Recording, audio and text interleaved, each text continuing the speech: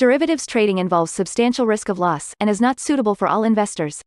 Past performance is not necessarily indicative of future results. So stressful when the world's on fire. Good God. I can't look at this, guys.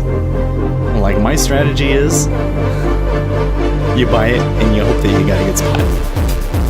Yeah, but we all think you're crazy. You don't fight this. No way. The markets are freaking out and you don't think that anything is wrong? Come back tomorrow and I'll lose it all. Should be fun. Good morning, everybody. Well, oh, I don't have everything going on here. Hold on. You can probably hear the music, but I can't hear the music. And one of my lights is still on. There we go. And there we go. Okay, so a little bit of a slow start here coming off of the 3-day weekend. Treasuries are moving here though, but I'm encountering this bug again where Jigsaw kills everything in your workspace. So we're gonna have to rebuild our workspace, but let's go and look at the charts first. We got some rollovers. I wonder if it has anything to do with the rollovers. That is curious. Okay, so here we got the treasuries. We do the rollover. It is a little bit up. That is probably wrong. Probably should reload all historical data to fix that. But there is some movement going on here in the treasuries, and the rollover did create quite the gap. So S&P 500, and still kind of recovering from that big down day on the 23rd last week. Okay, oil a little bit higher because the attacks in Rafah. Quite a bit of drama. There are actually very terrible images coming out of Rafah and Israel saying something has gone wrong. So that's increasing tensions over there. Gold and silver also rising a little bit this morning. Papa.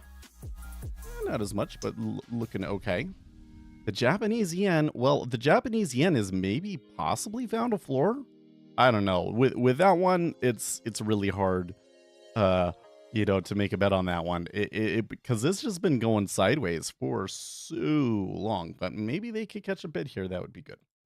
Bitcoin, yeah, still having trouble holding that 7K. Okay. What is your Instagram? You know what? I do not have a Speculator Seth Instagram. I have a personal Instagram, but I don't think you would be too interested in anything that I ever post there. Star Clips, though, that's new name. Welcome to the stream. A Paul, good morning. Move Rhythmic over here. All right, well, we're going to have to rebuild our workspace because Jigsaw has seen fit to destroy it. So let's start with ZF over here. And we should be on September now, right?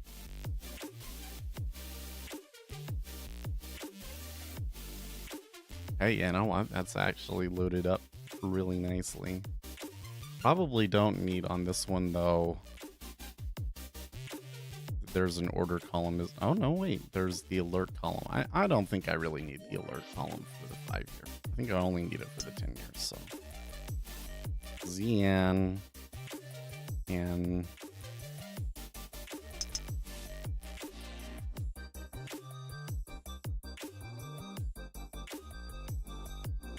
okay, now this one. We do want the order columns. Turn that on. Okay.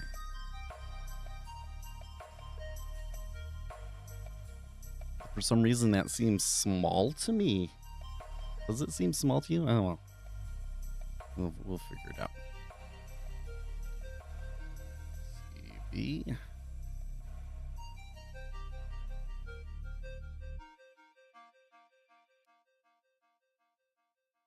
Get rid of the alert column and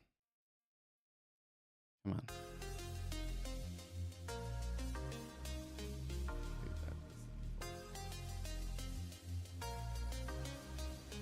Do I have a big one?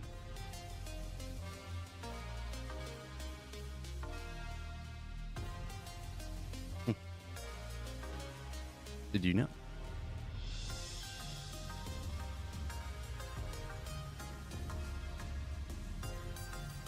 Now, I think the E-mini is still on June, right?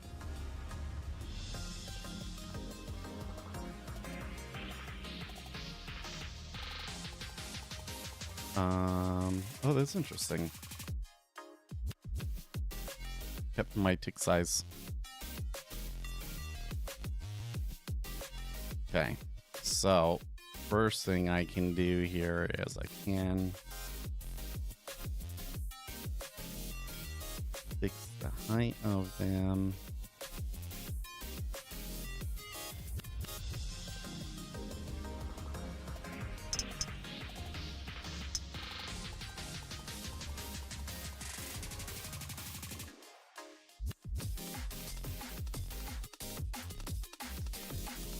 There's definitely activity out there this morning. Okay, and now let's add the ones down at the bottom.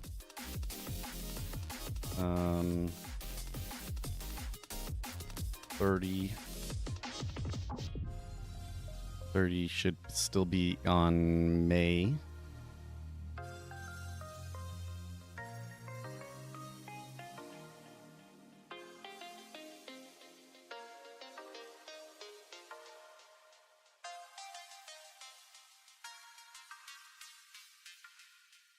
And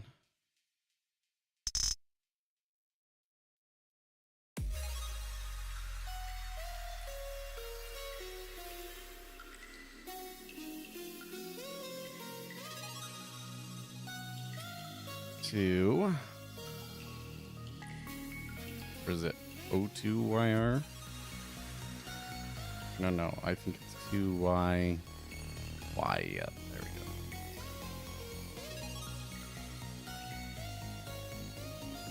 And then we had oil up here, didn't we? Which should be on July. July. All right.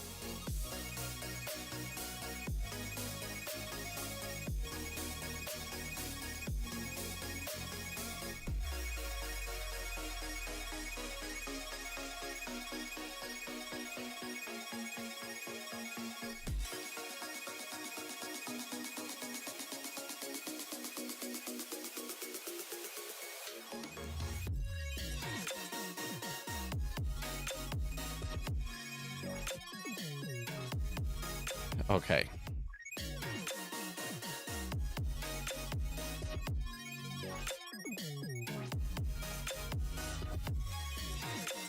And I think that I've been kind of, bringing things in down here.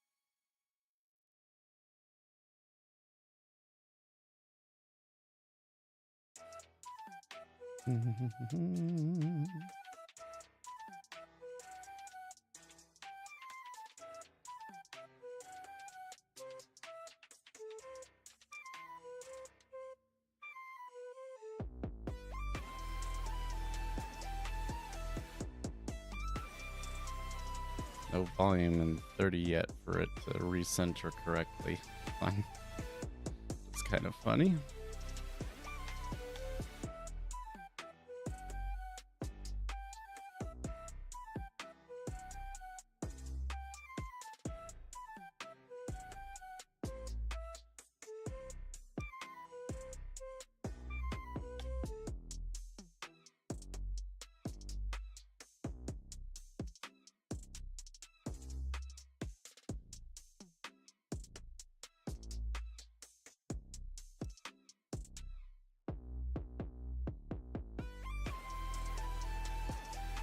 Okay.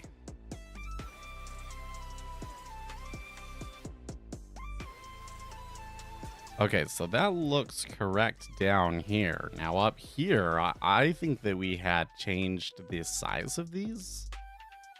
Well, that is 16.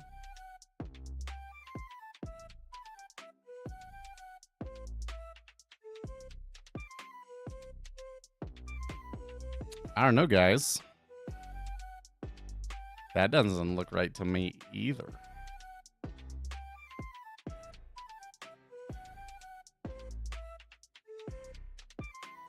So if I come in here to the settings and I go factory, that's tiny.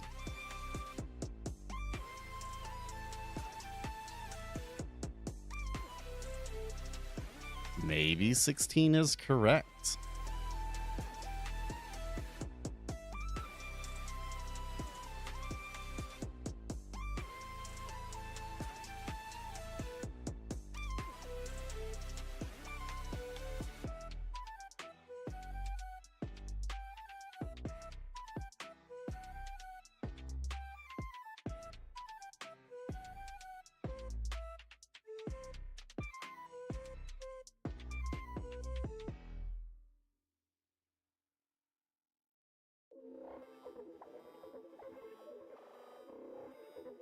Oh, that was ZB that I was messing with, was it?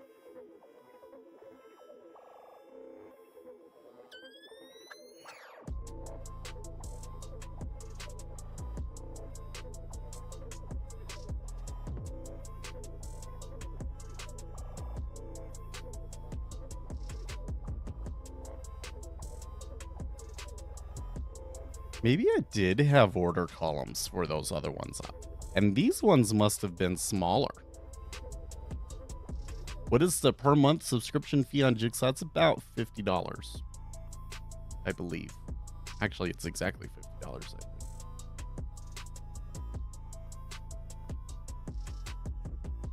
I have an error when you try and subscribe to a YouTube channel. That's weird.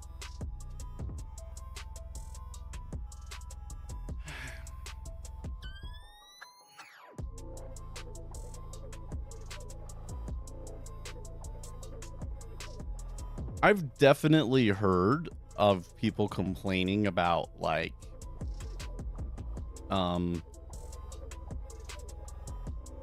being unsubscribed from channels like Overlord DVD, who you know what, I haven't gotten any recommendations from that channel in a long time, but you know what, sometimes he's correct, but most of the time I'd say that the content that they put out is just trash.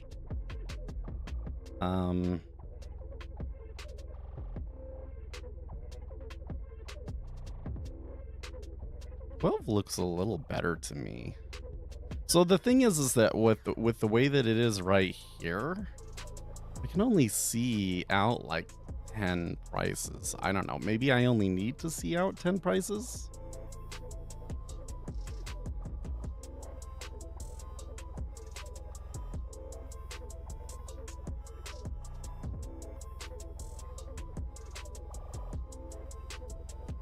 But this way I can see out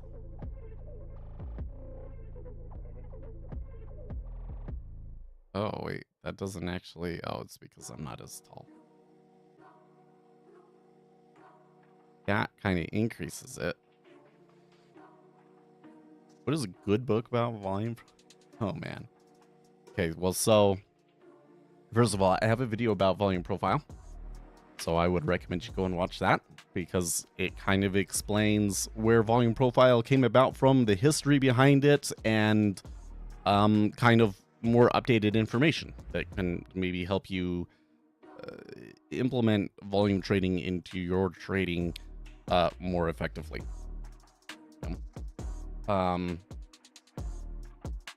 Now, for a book, though, I would recommend reading Mind Over Markets. That is kind of the originator of all of these sorts of auction theory sort of setups. So Mind Over Markets is probably the one that I would read. Just realize that you're reading it mostly for like the historical context.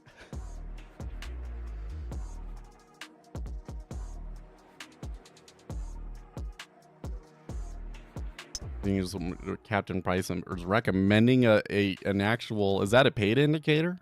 I wouldn't pay for volume profile indicator. There's free ones out there.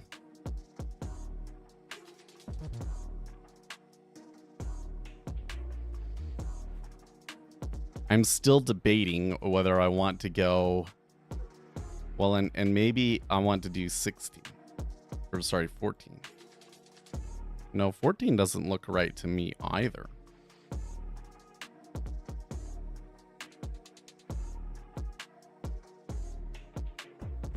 It's cheap, 200 to 300. That's cheap to you for an indicator for something that I can literally get for free. It's not free on Sarah. You have to pay $30 a month for that feature.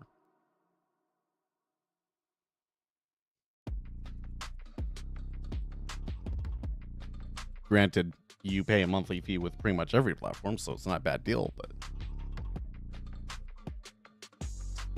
what's the big difference between Forex trading and futures trading? Oh man, that's a question. That's a question. Okay, so in futures, it's all takes place on a centralized exchange.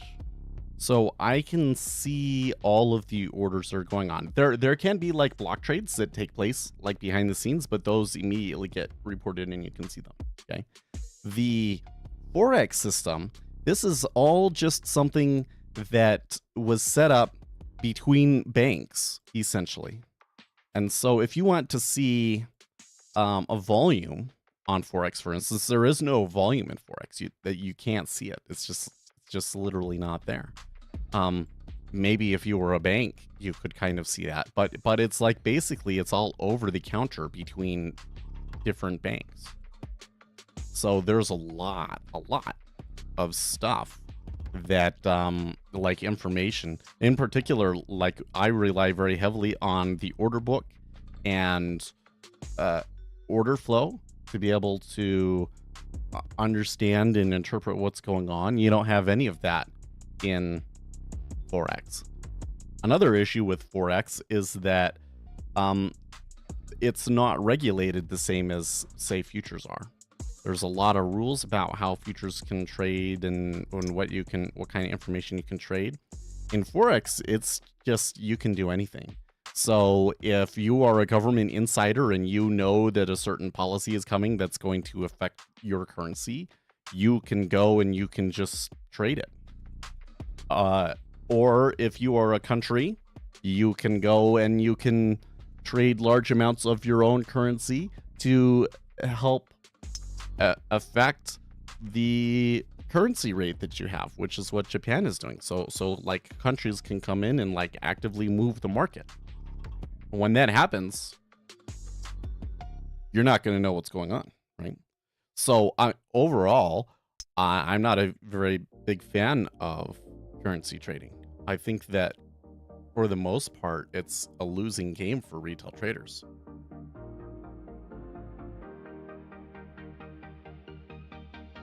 But you can trade it.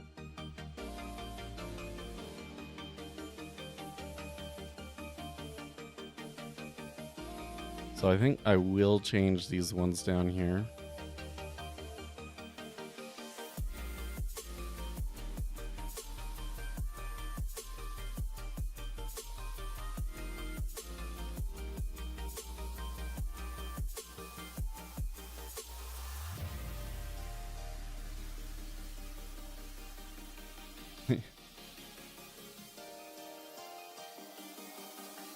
I feel like that Captain Price doesn't actually watch the stream sometimes, or just like doesn't remember anything that that we talk about. Because why would he, talk about, oh, I made this much over 2 days or whatever?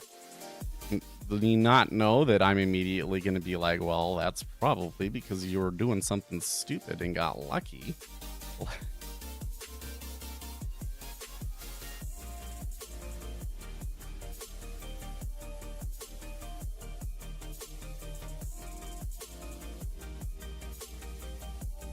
what should I do here?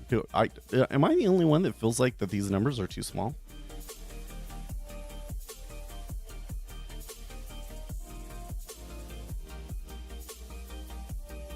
If I can read or view different types of market, is it good for my trading?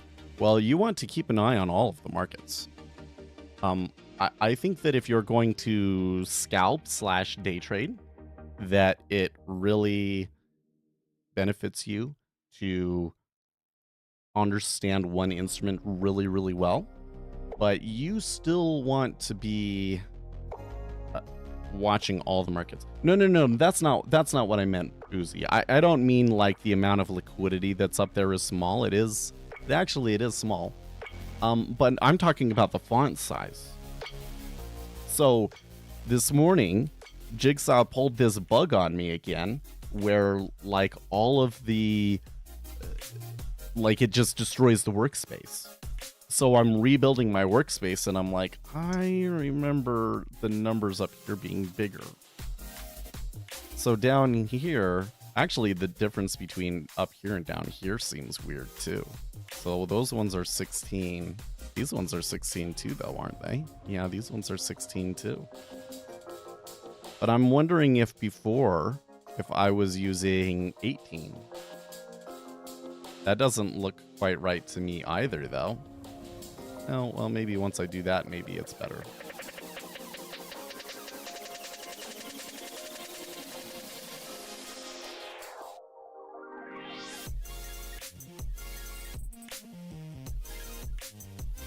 So if I come in here and I look at days past,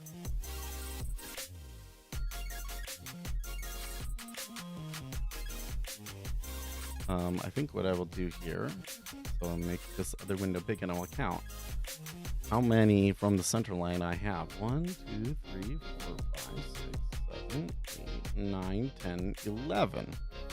And with this size, I got 1, 2, 3, 4, 5, 6, 7, 8, 9, 10. And on this one, I got 1, 2, 3, 4, 5, 6, 7, 8, 9, 10, 11.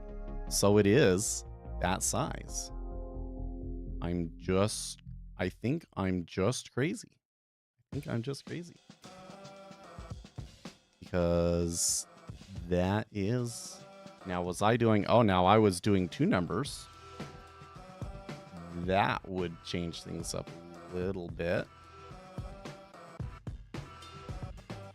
And I did have alert columns on all of them.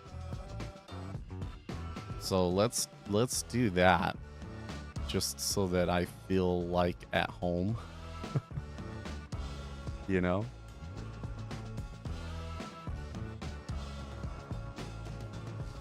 I hate how when you add it, like, it goes to the end. Oh.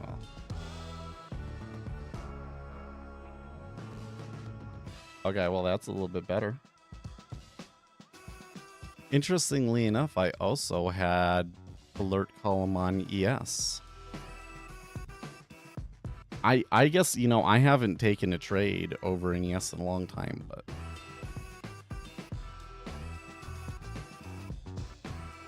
maybe a little bit slightly larger.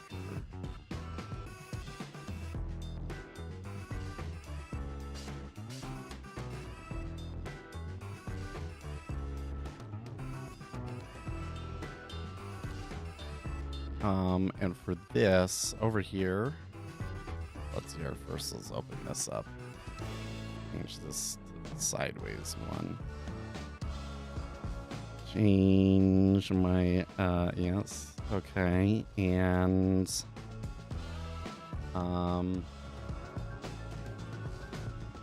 enable placing orders. Put a sim order down here. Oh, whoops. Okay, well, that alert column doesn't look nearly so effing big. That column we want to be about like that. So we make those a little bigger.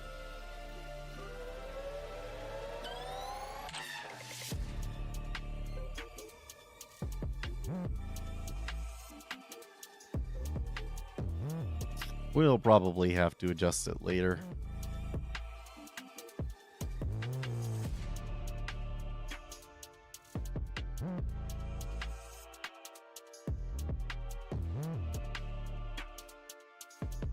But for now, I'm going to do it like that, and I'm just going to take up the remaining space with that.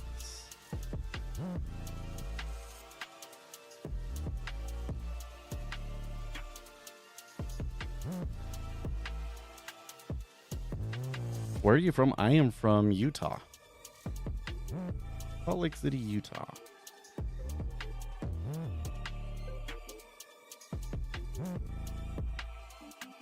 Okay, I'm not done. I have to set up the ones that go down here in the corner. Get rid of that. Recenter things. Everything looks decent. Oh yeah, I was gonna shrink these ones down here, huh? We're gonna switch these ones to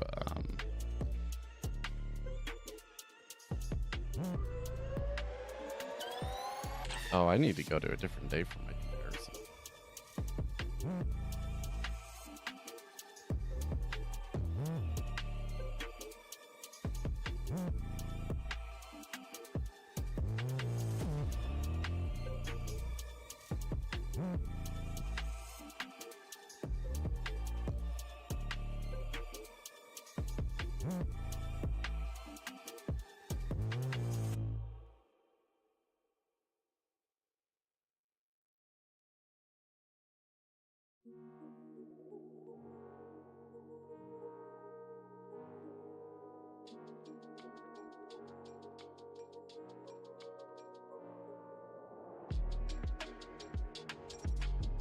Yep, I think it was 12.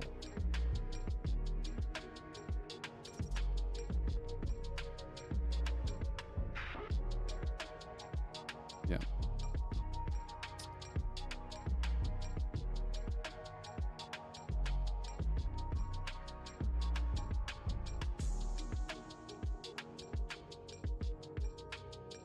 Especially on oil there, this'll help.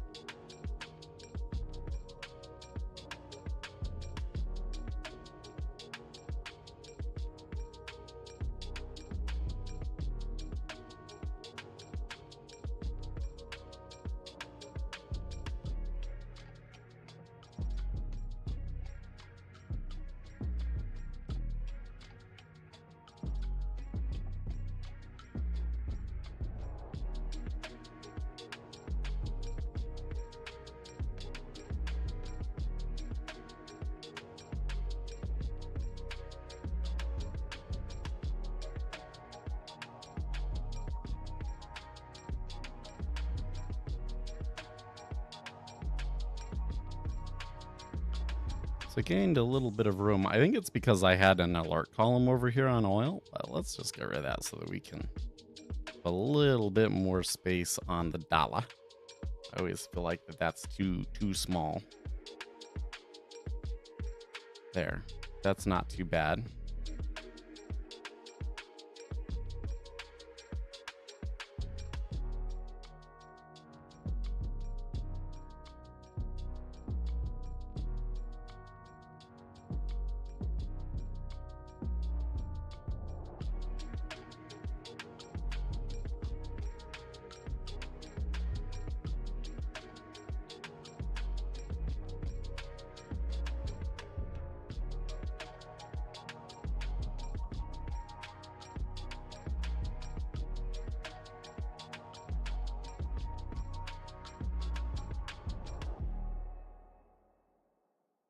Oh, you need yeah, no, the best way to talk to me is Discord.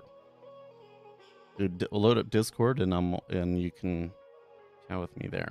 That's the best way to get it. Or Twitter. You can message me on Twitter too.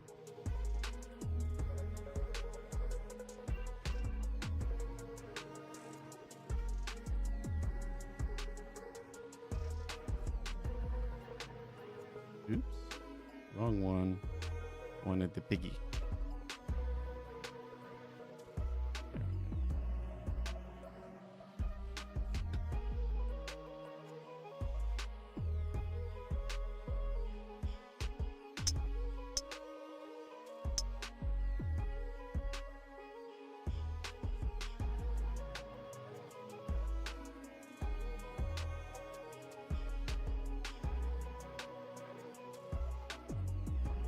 What do you want his OnlyFans to? I never made one of those. We talked about it. We never did it.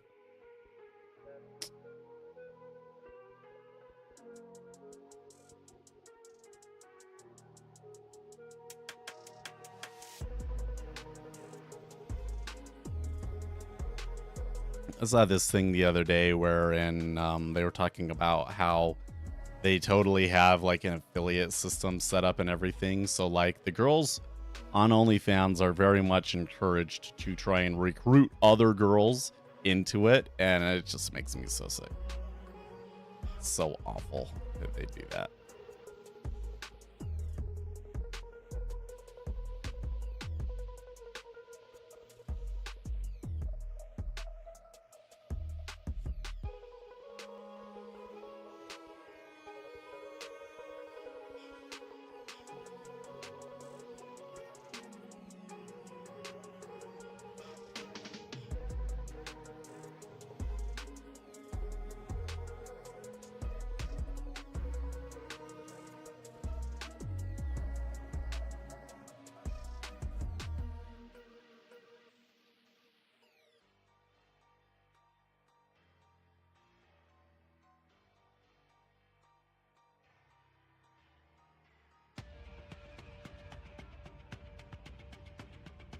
Okay.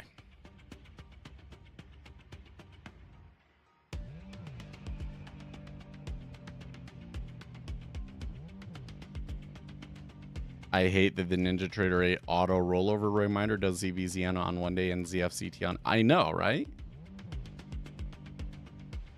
Discord is working in country? Doesn't work in your country? Really? Dude, some sort of headline I think maybe is hit because oil is just going nuts out here.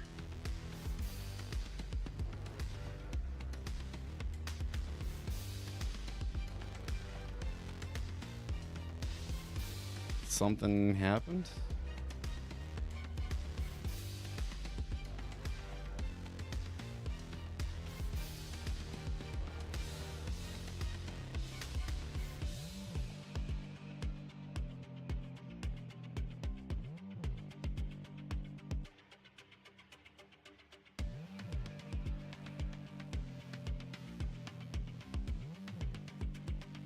Oh, where's my phone? Hold on.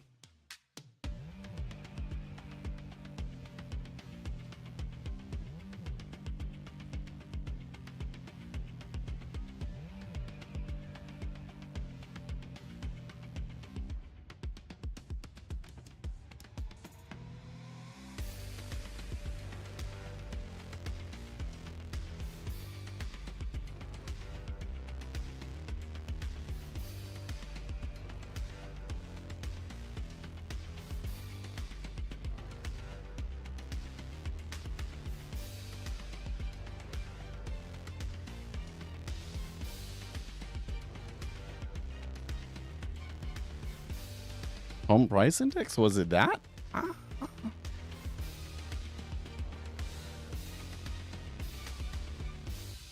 No, well, there was a house price index, but I would not expect that to affect oil like that.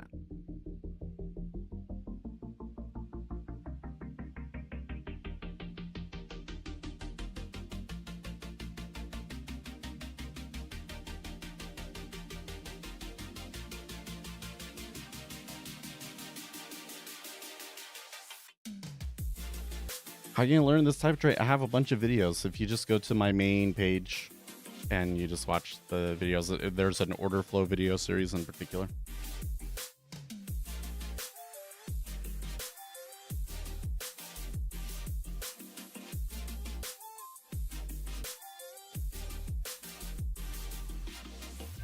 Joseph Wang says the shift in political winds towards crypto was very positive for crypto crisis, but also a tailwind for other asset classes. Research suggests crypto investors tend to rebalance gains into equities and real estate and consume a lot of it as well.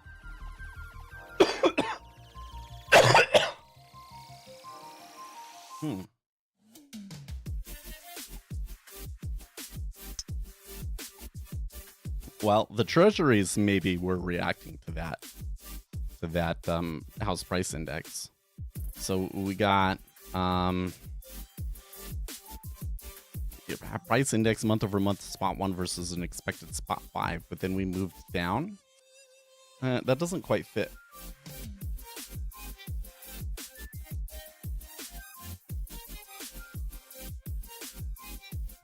I don't know if that quite fits.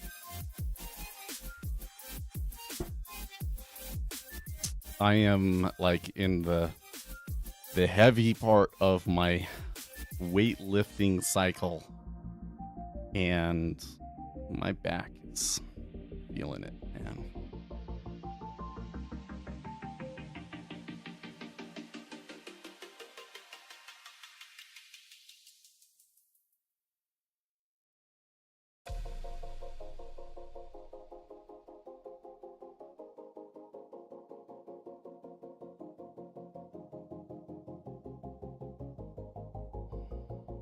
Okay. So now that I got that all sorted out, I can save as main. No. Actually, save as main BK.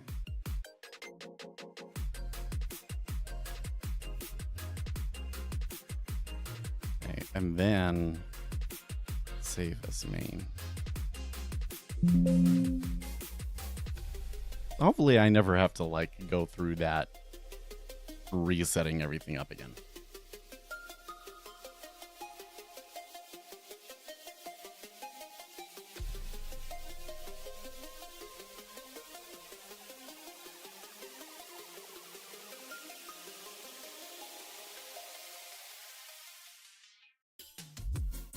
So we don't do bench press.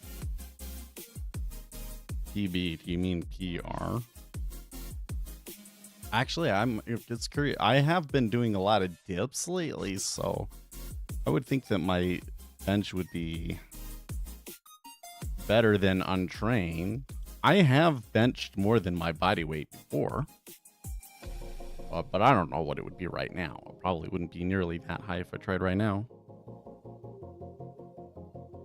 My squat, I can do 155 kilos.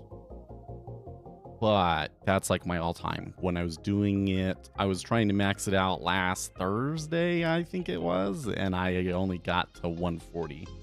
But my back was like really feeling it, man.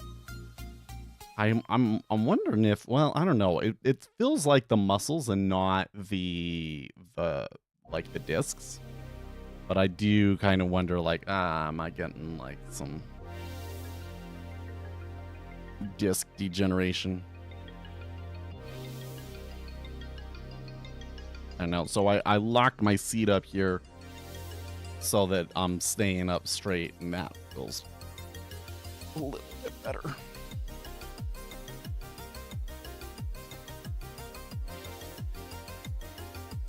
Got this thing where like, so and I like to look at first. Full effects, welcome back. How are you doing?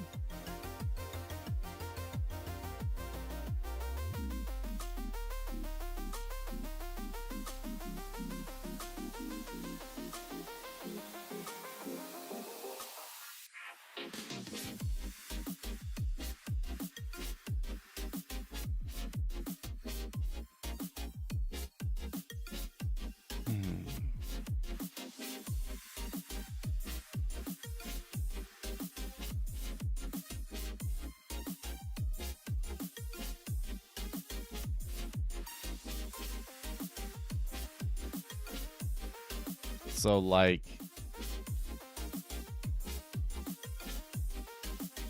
there's like something going on right now with my back where like on my right side between where the lats connect back in and these they call it what is it called? No. It's like it's not even shown all the time. It's like such a weird muscle.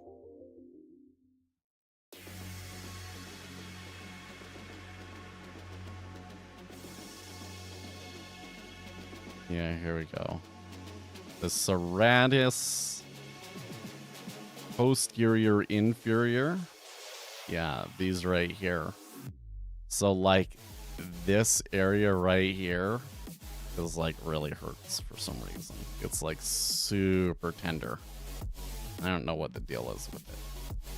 But now I'm also kind of getting some heat in this kind of triangle area too. So I think they're all kind of sore.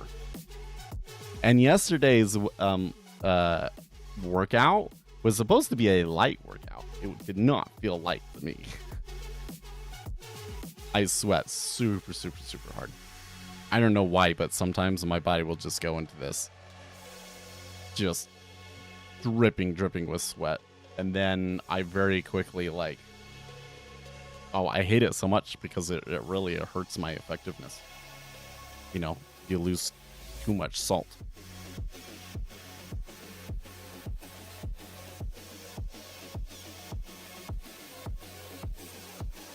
$152 down. Yeah, I can squat 2 times my body weight because I'm about 75 pounds. Sorry, 75 kilos. Maybe a little bit less than that.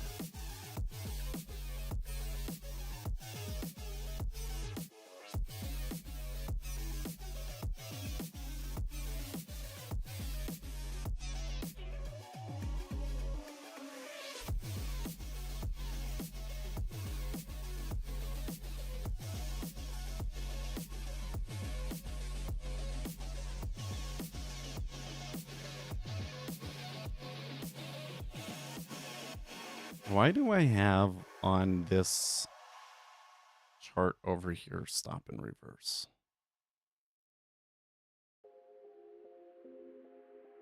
That's a strategy.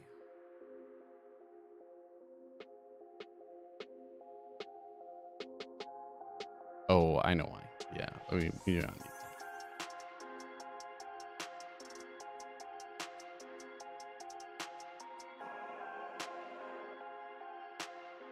I'm gonna lose $1,500 in oil today. Oh, dude, please, no.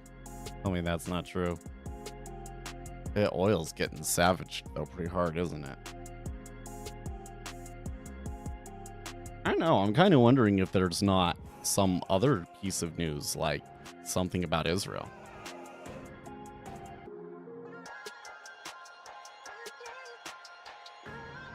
I'm wondering if I'm like deficient in a mineral too, because like as I was in the shower, I started to get like a little bit of a spaz up here, but then it went away.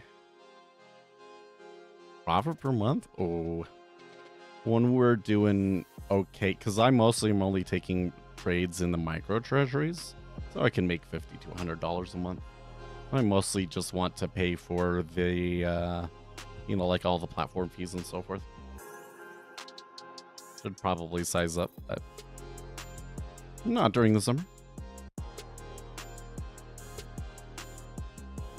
Every time I try sizing up, it doesn't go very well.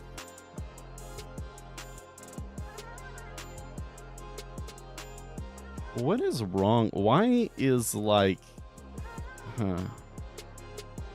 so like all of the applications online that I try logging into, it like, it's none of my cookies are there. All my cookies got cleared or something.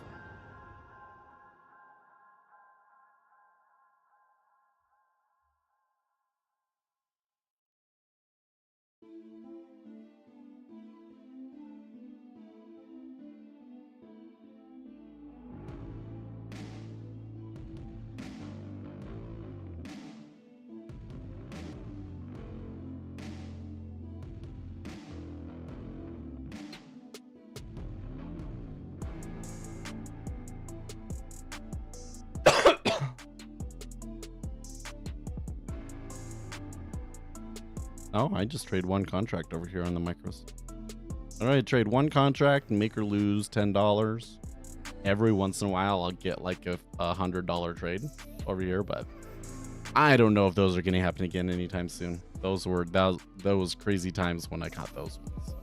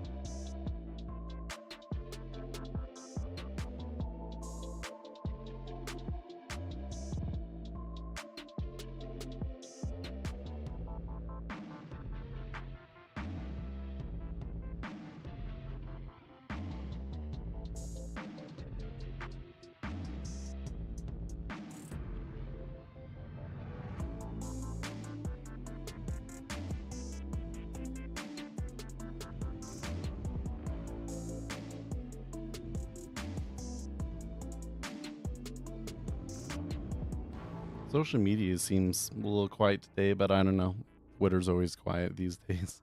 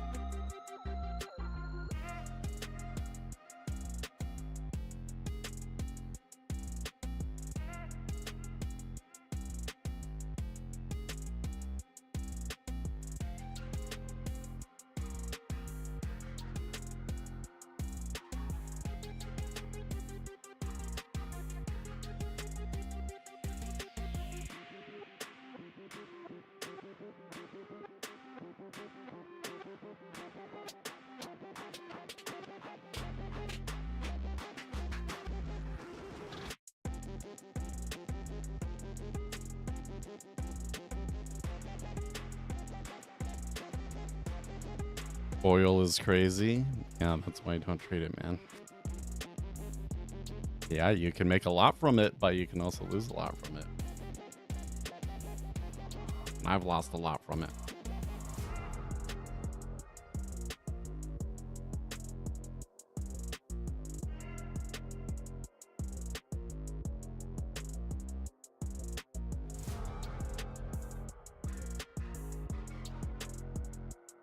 It always seems to be doing weird things that he points to. You know, it's like, this is the point where I think they can't go any lower, and oil prices should just be all up from here, right? And then it starts, you know, thrashing around and throwing everybody out before it does it.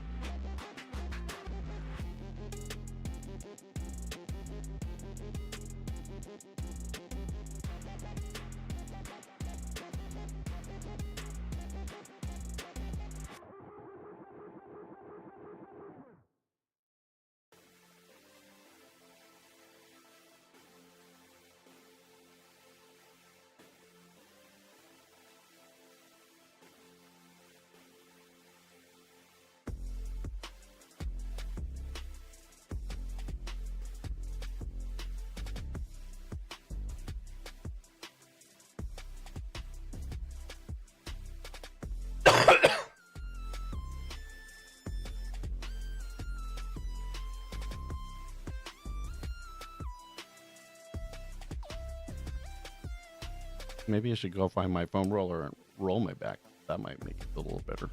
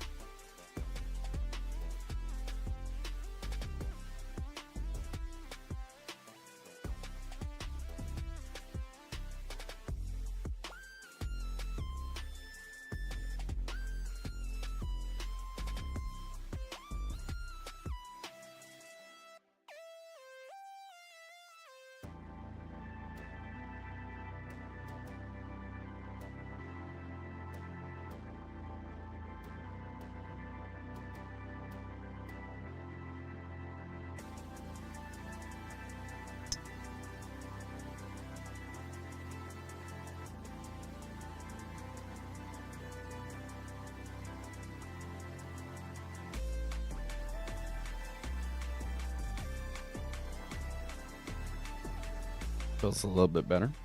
It's just like the joint just kind of gets a little out, and then the muscles around it all freak out.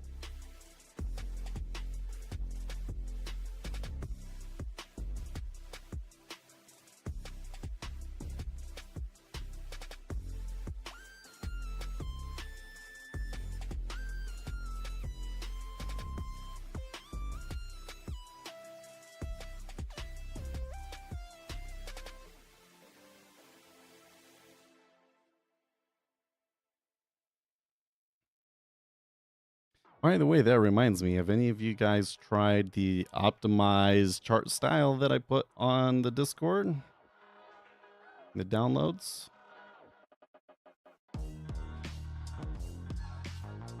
Optimized candlestick. Maybe I should switch everything over.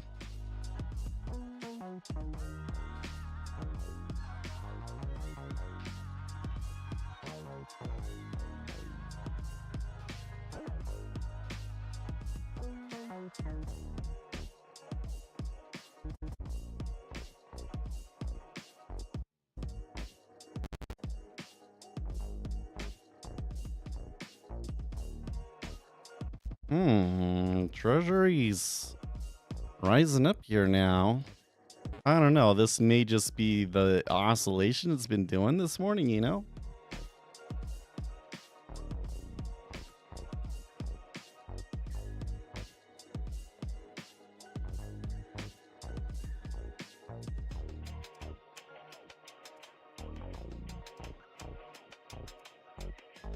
Well, okay, so I'm remembering we never took our notes, so let's do that.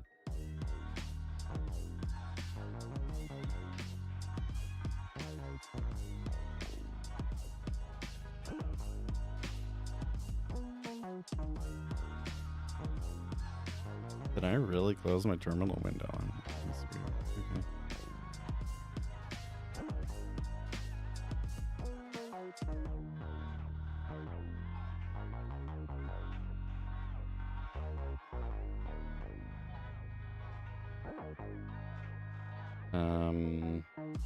So this would have been the 25th, right? 24th.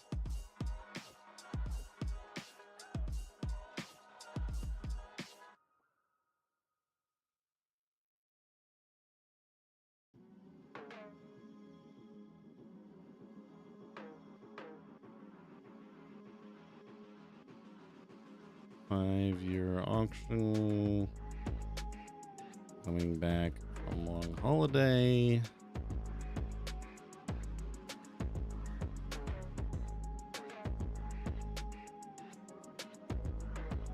I'm stuck in the long from hell. Ugh. Yeah, I know what that's like.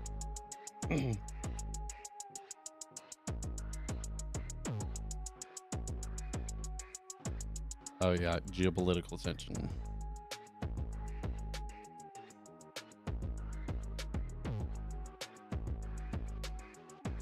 So like, when you look at what do we have to trade today, you know, like 3 things and they're all like relatively weak.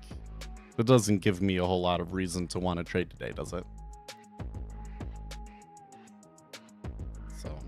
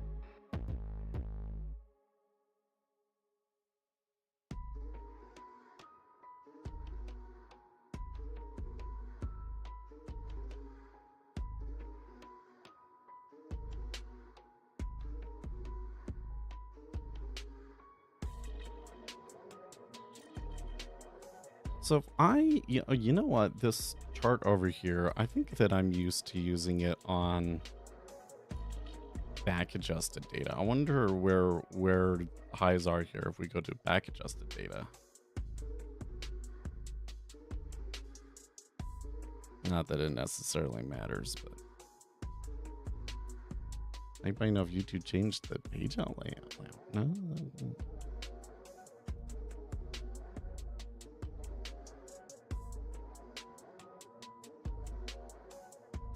Oh, here's YouTube wants me to turn on inserting ads for you. Guess I can do that.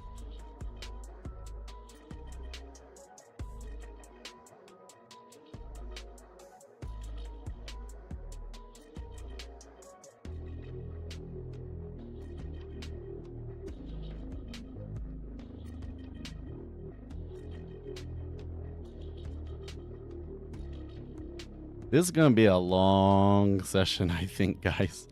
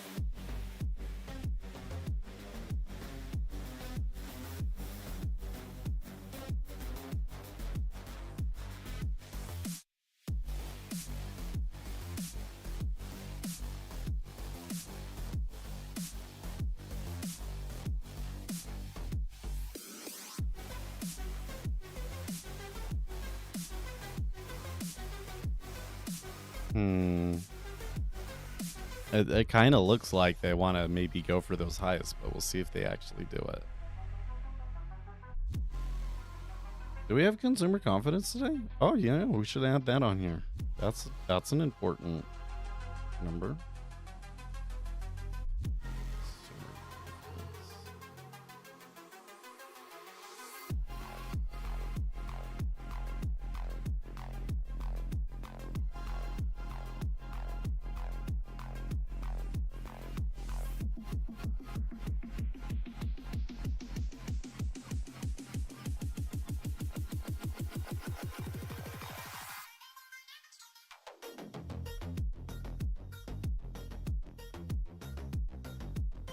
Hey, hello.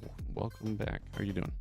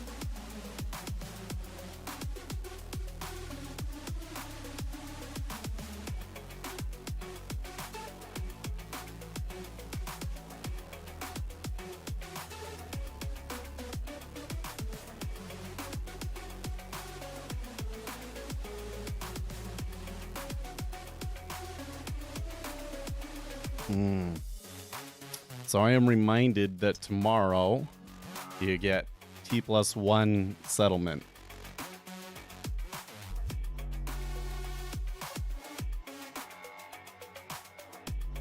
Do you think that might change the way that markets move? Well, it'd be worth paying attention, huh?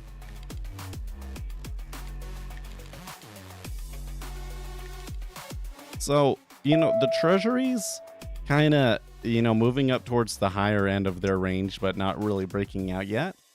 but the metals complex are just jumping out there. The gold in particular is just taking off. Silver is the biggest winner so far today at 5.56%. That's pretty massive.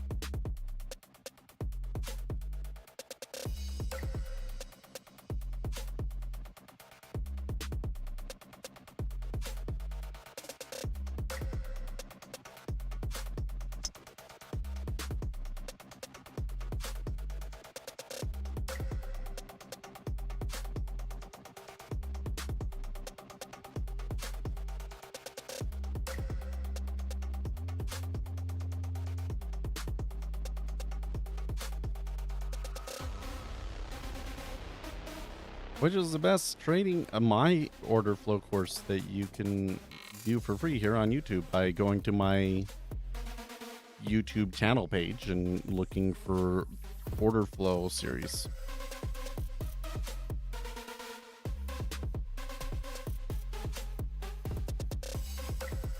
The 10-year looks like a small number. Well, so we are kind of in the middle of like a rollover. I mean, they should be rolled over, right? They should be to August, but there is a little bit less liquidity than there was. But this is expected, right?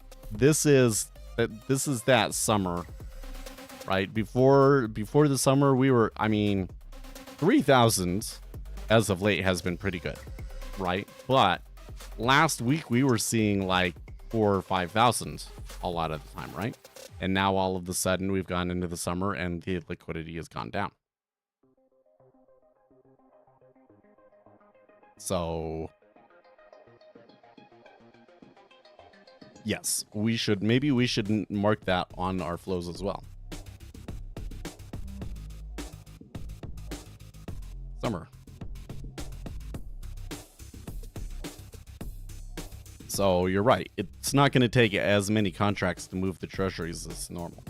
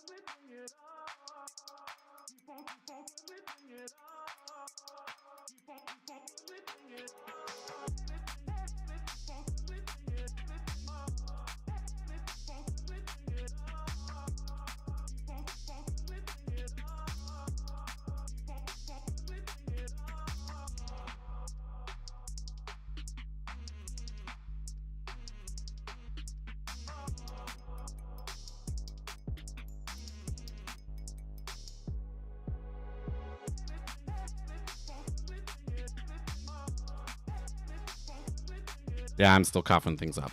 All right, yeah. My thoughts on banks being the originators of 97% of the money supply. So I've never heard that like specific statistic before, but yes, the banks create the money. We're all told that the Federal Reserve creates the money and then the banks like borrow it from them and all that. That's not the way that it works.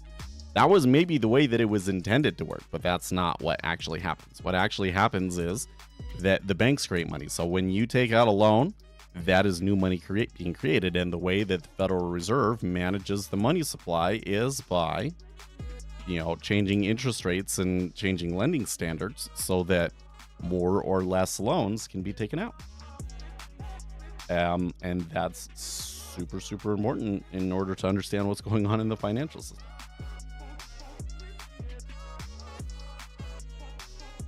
Now, by the same token, when you pay a loan back, that's money being taken back out of the money supply.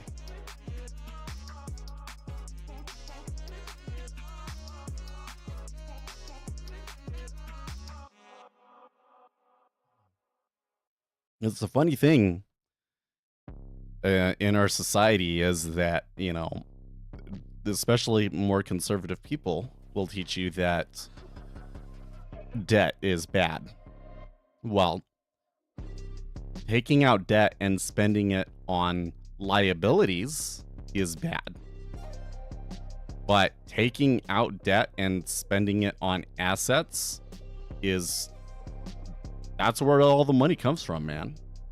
You want to be the richest, you're going to take on massive amounts of debt for a business at some point.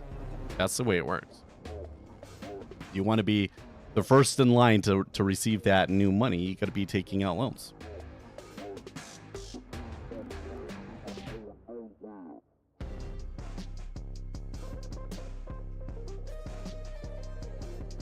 Well, we're seeing everything kind of move up there.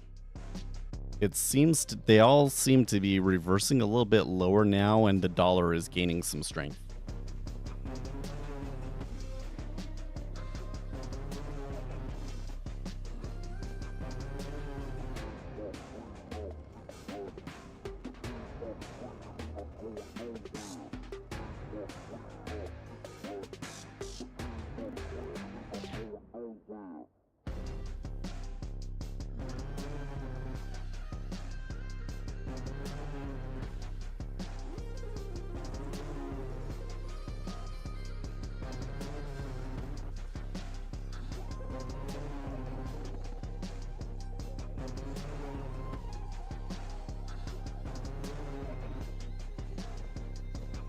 How much influence do you think the Fed has on the economy when recently one Fed official has said that rate hikes aren't having the effect that they want?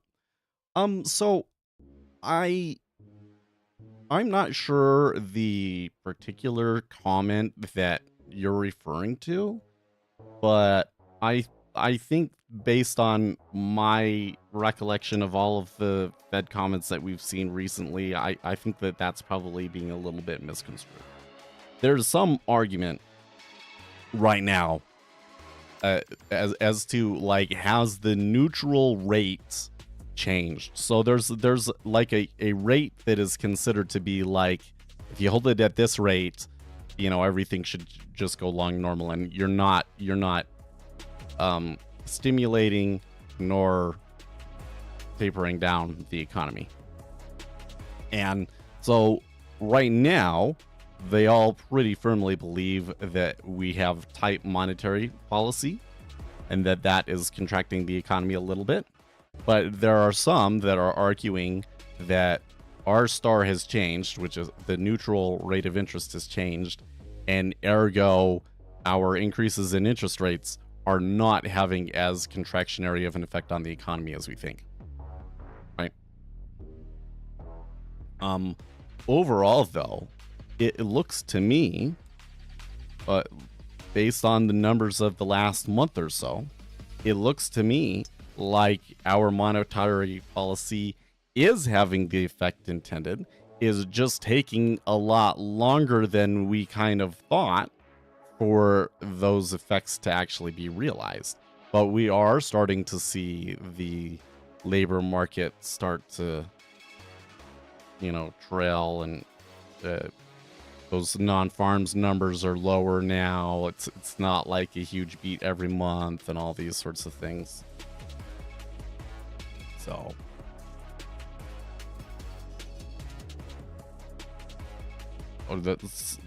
while there are some concerns that maybe the rate hikes aren't doing what we want, I don't think that is supported by the current data.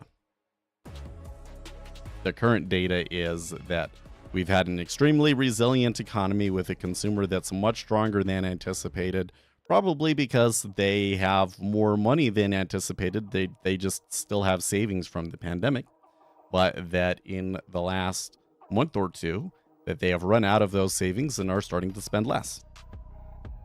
Now, it's probably a little bit of a split. So I've been seeing something that's been interesting to look at lately is you're starting to get like metrics coming out basically saying millennials are actually like getting super rich. Like that the millennials don't have as high of a share of the economy as they should, for sure, but that there are some millennials that are just doing so well right now. And so like you got one set of millennials that are doing really, really well and one set of millennials that are doing really, really poor. So you continue to get like a bifurcated economy. And so one kind of has to think about, okay, well, those millennials that are doing well, they'll probably continue to do well. Right? Like, we're talking about like interest rate cuts. I think that they probably still cut in August, September, or whenever the meeting is. But I don't think that they're going to be able to cut much beyond that. Because like, once again, you've got this group of people that can spend and will kind of make up for the people that can't.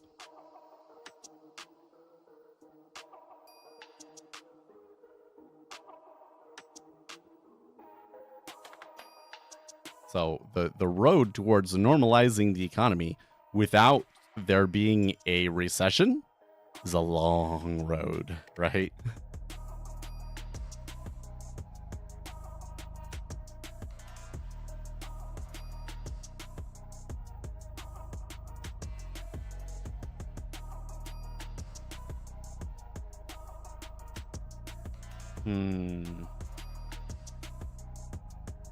Well, we did see that rise in the dollar and a lot of assets kind of pull back, but they're all kind of starting to middle a little bit and it's getting kind of messy looking.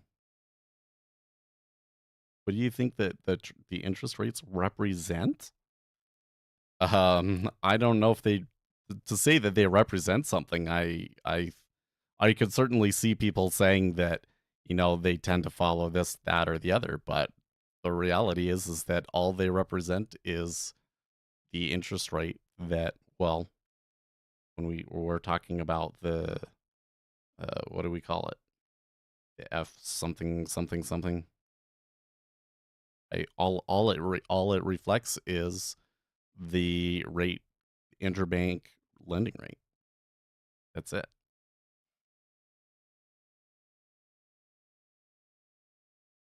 Certainly people would try and pull more meaning than that out of it, but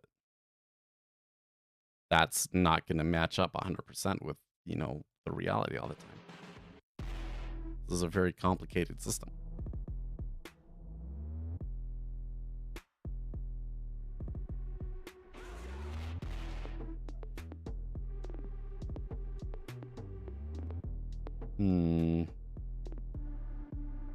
See the treasury's kind of settling back into the middle of their range again. Playing that game. I probably should have, so if I really, really insisted on playing this action, and I still believed, as I believe now, that this is kind of likely to be range bound and not a lot of flows to play off of, probably would have tried selling 06 half and get back to 05. But would that really have been worth the 3 ticks? What if they had broken out, man? How well, no, they just set the number, right? So here's the interesting question would be, what if the Federal Reserve didn't exist? What would the interest rate be then? Well, that would be very interesting. But in that kind of a world, an interest rate is very much a reflection of the amount of risk involved in lending to somebody, right? Like the risk that it won't get paid back. So the more risk that they won't get paid back, the higher the interest rate tends to be. And there's a lot of different factors that are involved in that, right? But again, it's a complicated thing. So that's kind of like a way simplified model of what corresponds to rates, right? But this is the whole thing, is that we've realized that in our financial system, that interest rate is the primary limiting factor behind how much debt people can take out. Ergo, how much money gets printed, right? So we have learned that there's a huge advantage in being able to just set that interest rate manually. And then we can control the amount of money that's out there based on the current conditions.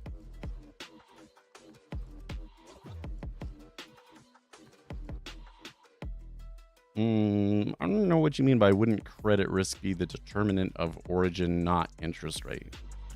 So just as a simple example, the interest rate that you pay or that you get, let's say if you're the investor, you're the one that's buying the bond, right? The interest rate that you receive for treasuries is much, much lower than the interest rate that you receive for corporate bonds, right? And why is that? Well, because the chances of the corporation going under or whatever is a lot higher. And the more risky of a company it is, the more dire straits that they're in, the higher the interest rate that you tend to get on their bonds. Some more risk.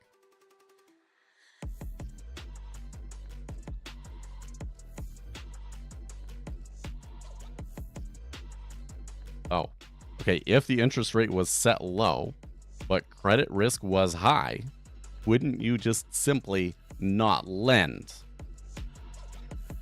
I've never seen it play out that way.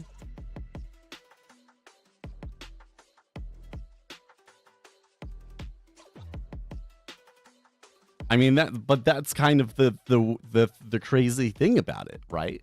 Is that the Federal Reserve, they set the rates. I mean, like, why would you go and like if you were a bank, okay,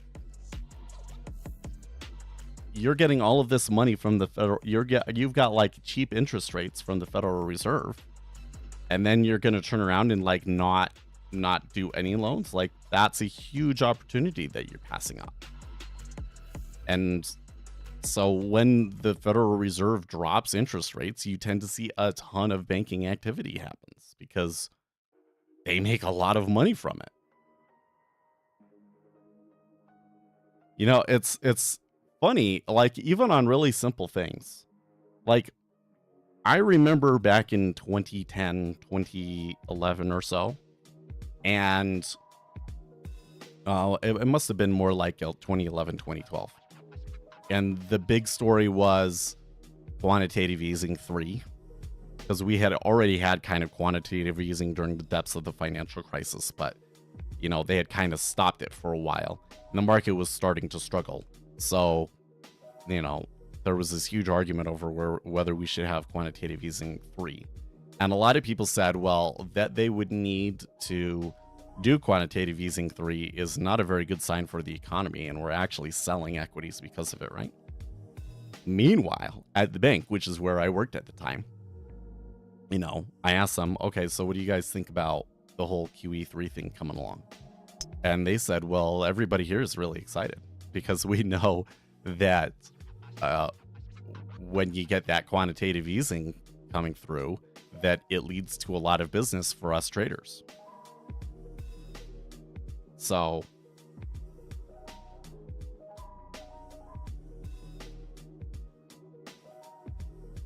that's the thing that kind of kills it, is that the Federal Reserve does set this interest rate. So, like, why would anybody go out and pay this higher interest rate because there's a lot of risk behind it when they can just go and get the rate from the Federal Reserve? You know? And so it's, or another way of putting it is, one of the things that we know that can predict future order flows is competing assets. So if I'm selling corporate bonds, I'm going to have to lower my interest rate in order to compete in that environment against treasuries that are, you know.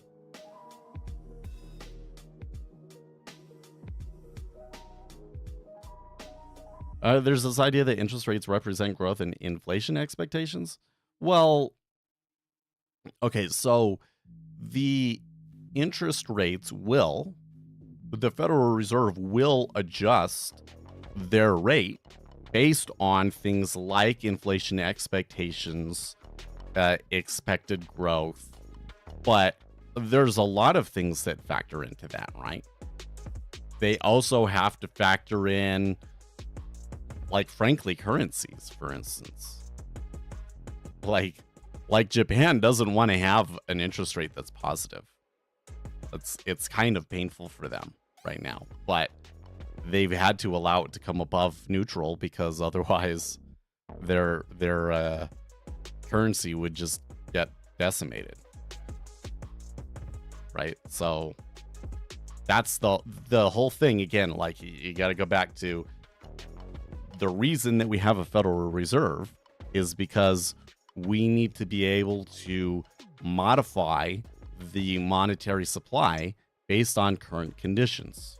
When we had a gold standard, you couldn't do that, right? When you had a gold standard, the amount of money supply available was completely dependent on how much gold was available.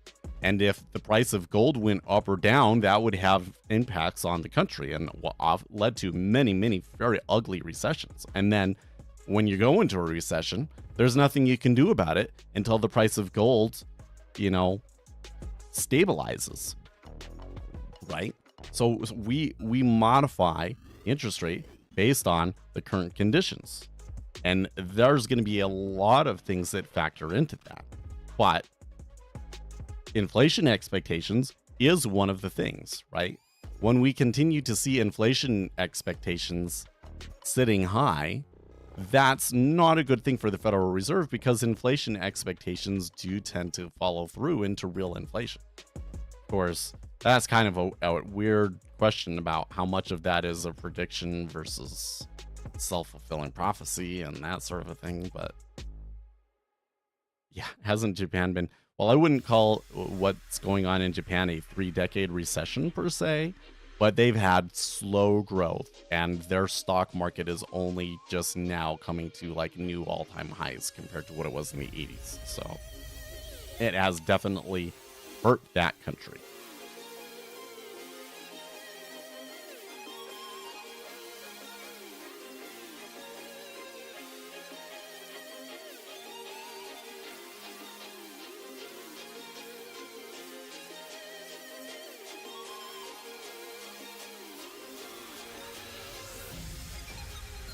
I know, interestingly enough, you know, when we started to get inflation, there was a lot of people that were like, well, they can't do anything. They can't, you know, it would be too painful for them to raise the interest rates. So they're just not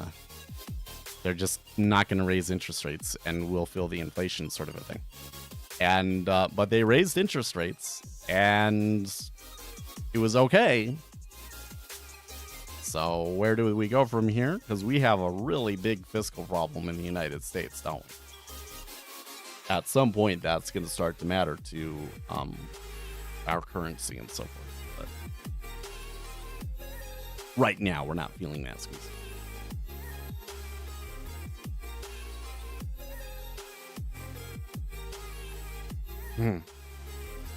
Fed's Kashkari is speaking right now, saying, I don't think that anybody has taken interest rate increases off the table. I don't think that's accurate. I think that there are some people in the Federal Reserve that pretty firmly believe that interest rate increases are extremely unlikely. I don't think that Goolsbee expects to have to raise interest rates. That is causing a tiny bit of selling in the treasuries, but I'd say nothing too huge.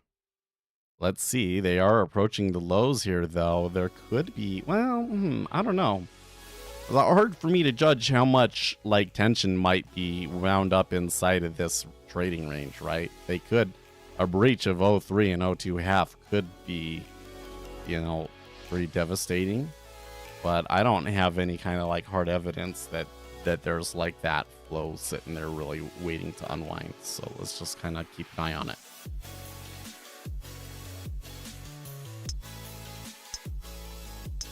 So it's Kashkari that's speaking, and I wouldn't necessarily call Kashkari a hawk per se, but he has been one of the guys that has been speculating as to whether or not the neutral rate of interest has changed. So keep that in mind here. We're getting more comments from him that may continue to lead to some volatility. I don't think I had Kashkari's speech on here either, even though I kind of...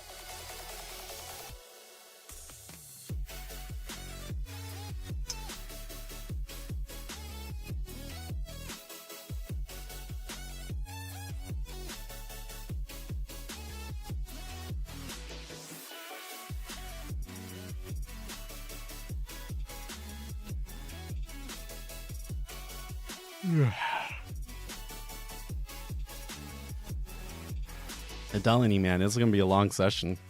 We still got an hour left.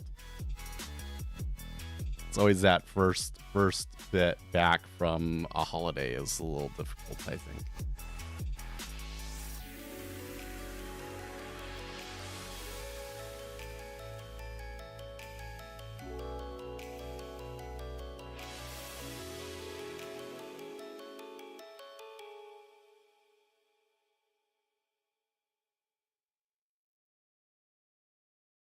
What do you think is going to be the economic consequences of the lowered rate of bank credit growth post SVB banking crisis? Well, the growth in the money supply has slowed, right? But that's good. That's what we want in this situation because of the issues with inflation and so forth, right? So, and I would probably say, there are still banks going under, by the way. What was it like last month? There was a bank got taken over the weekend, and everybody just kind of like it didn't even generate headlines that time. It was just like, okay. I'm sure that we'll probably continue to see some bank closures. Wouldn't surprise me.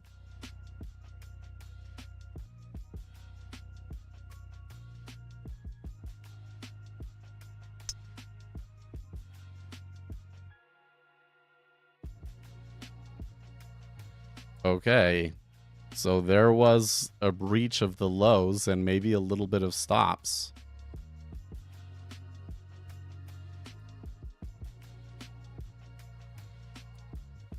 So far, though, not seeing like a real cascade. Are seeing the dollar come out really strongly, though. I don't think that that's just explicitly because of Kashkari's speech, but the Japanese yen is getting hammered here. Okay, so I think that we need to be careful. I think that there's still a decent amount of downside that you could see on the Japanese yen, but you could see intervention come in again, so you could be a little cautious about that one.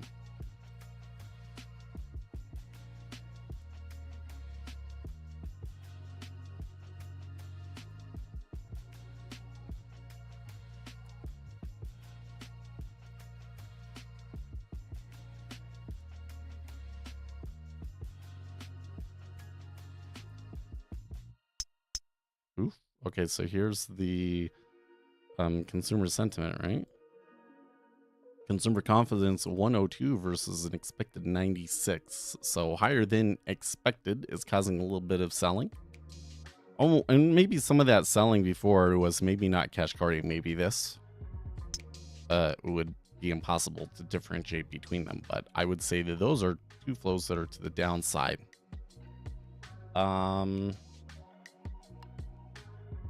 And I would say about 5,000 contracts short from the highs, which is not too much. I don't know how many orders are going to come in off of this, though. I think that I'm still hesitant to try and take a trade. Surely favoring the downside, though. I mean, if I really thought that more flow was going to come through, now would be the time to try and take advantage of it, right? Because it won't be there for very long if it does go down. I'm dealing with sleepiness now, man. I think that my chemicals are just all out of whack after a 3-day weekend. Okay. So I'm kind of getting a hint. Oh, actually, is this? So we have been seeing some steepening. We have been seeing some steepening this morning. But right now, it's the 5-year that seems to be leading and causing some flattening. So, gonna just have to keep an eye on that, I guess. Do you use correlations? Yes. So I want to look at every asset. I want to know if something is moving because it's moving correlation with something else versus the flows are just individually coming into that one asset. If dollar loans have to be paid back with currency, wouldn't dollar rising mean that there is a relative decrease in credit creation? So let's see if I understand this question. Hold on. News Squawk is speaking. So this 6-month bill was just happened as well. Okay. Well, 109 even is probably going to be a big spot, so. Who is your favorite economist in history? Oh, geez, I don't know if I know enough about economists to have a favorite. You know. I have to say, there are so many researchers today that are just astounding. Like, we talk about, Milton Friedman, for instance, is probably the most famous recent economist. Recent history, right? And then before that, to get anybody as big, you have to go to, like, Keynes, right? But we are actually undergoing a economic science renaissance right now. And it's like happening right under everybody's nose and they don't even realize it. Like the things that we have learned about the market and the inefficiency of the market is really something else and is really, I think, benefiting our understanding of the economy. So anyways, but Bob's question.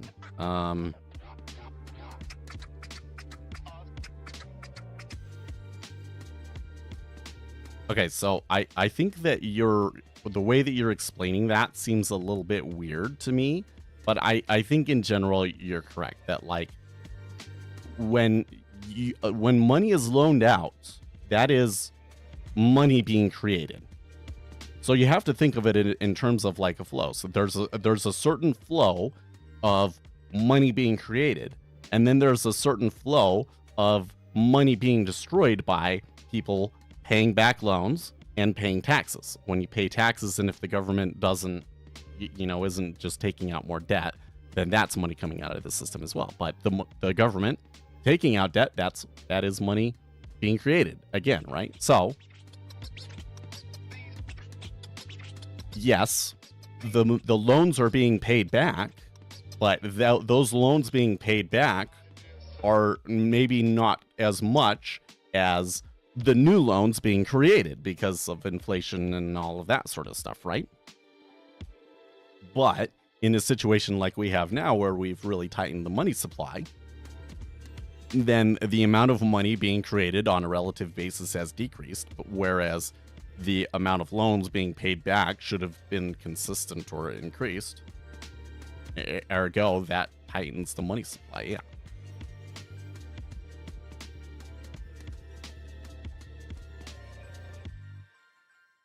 Would the trade opportunity or set it be higher quality if correlated assets are moving in sync or out of sync?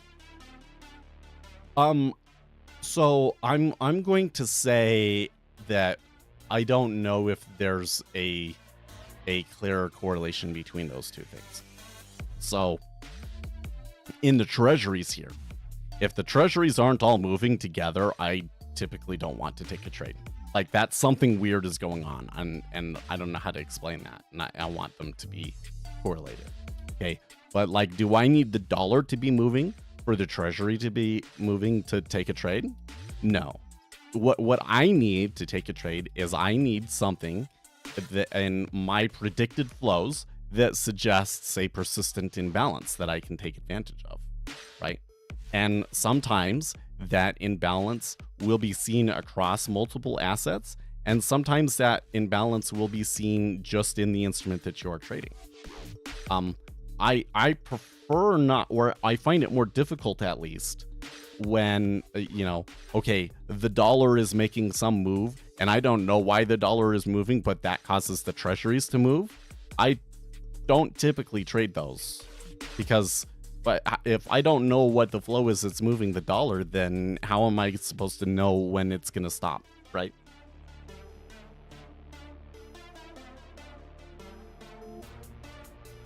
Oh, okay. So then the dollar going up means a bad thing, because that represents banks not lending even when interest rates are high. Well, so the higher that the interest rates are, the less that the banks are going to lend out, right? Because simply less people can afford to do it, right? Like, if you think of that interest rate as like the cost of capital, less people can afford it, so less people take out loans. No, I don't get Eurex data, unfortunately. I would like to look at it though, but I'm not willing to pay that much for it.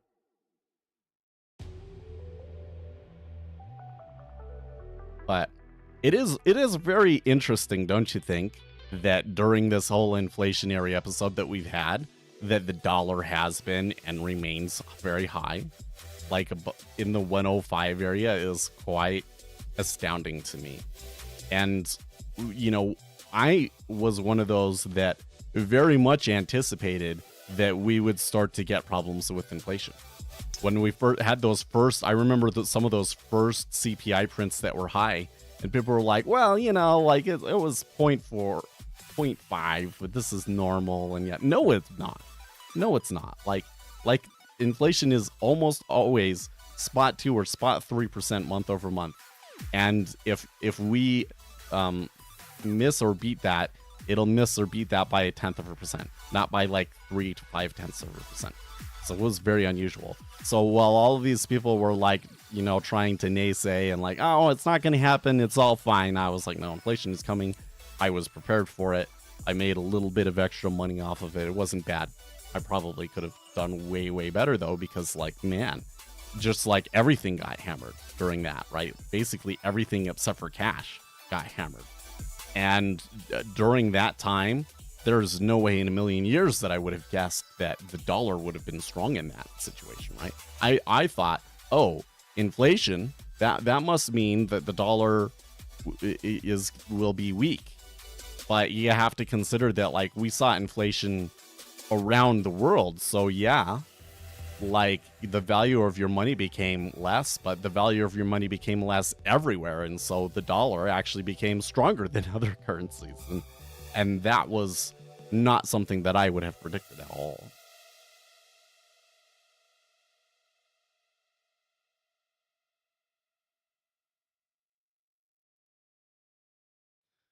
Wouldn't the rate of change of the supply of money dictate the ability to handle higher interest rates, and why 5% is high, but if money keeps growing, your ability to pay that is reasonable? I'm not sure what you're asking there.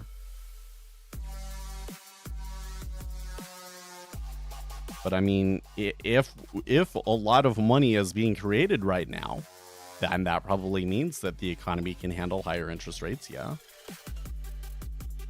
So they are trying to continue to sell through here. There was about another 5,000 contracts or so, but so far they're just getting absorbed in this liquidity hole that is formed at 109 even. So these are spots that I don't really like taking trades. If I really insist on being short, I want to be short above 109 even. That doesn't mean that they can't push through this. It wouldn't surprise me for this to, like, all of a sudden breaking them to push into another new range. But the most likely thing to happen is that they just sit there. Remember talking about meta orders and using cumulative delta as an indicator to track them, but what about MBO data? Wouldn't that make it possible to? Well, no. Because in order to track a meta order, we would need to be able to associate an order with a specific entity, right? Because when we're talking about a meta order, we're talking about, you know, it's the same guy slowly selling little bits at a time over a long period of time. And so in order to see that meta order, we would need data that identifies individual participants. I need to adjust this here. I've got market depth of 10 and I want it to be at least 16.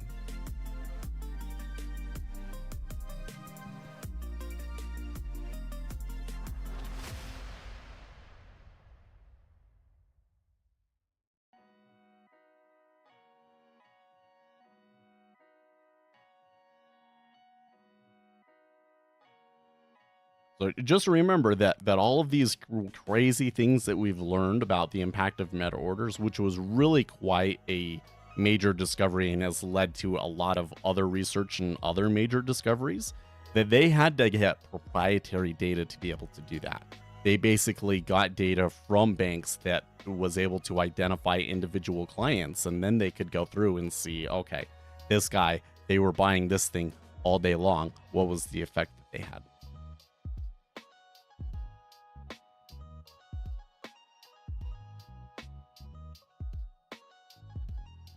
Would it be reasonable to say, no, I don't think so.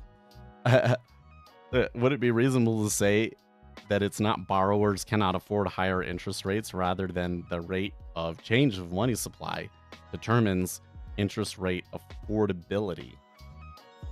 Well, no, because the Federal Reserve can just come in and change that rate anytime that they want, right? So I see where you're going with this. What is the name of that one guy? Oh man, I can't even remember his name now. But there's this.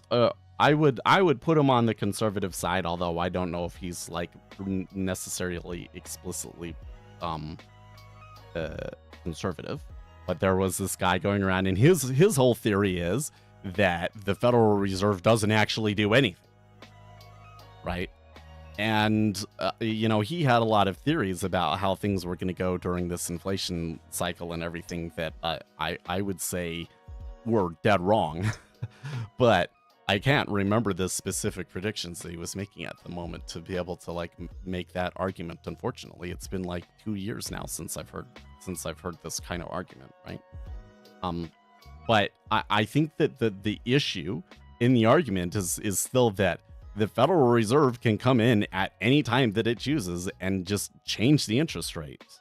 So, and that does have an effect because all of the sudden you can go to the Federal Reserve and get a certain interest rate instead of going out to the market. And so the rest of the market has no choice but to adjust to that. So while it's a complicated system, of course, that is still probably the most powerful force in the market. Is that if the Federal Reserve chooses to change interest rates or whatever it is that the Federal Reserve is currently thinking, the flows are all going to kind of align that direction. Right. So what I think, Bob, you're trying to say is that, well,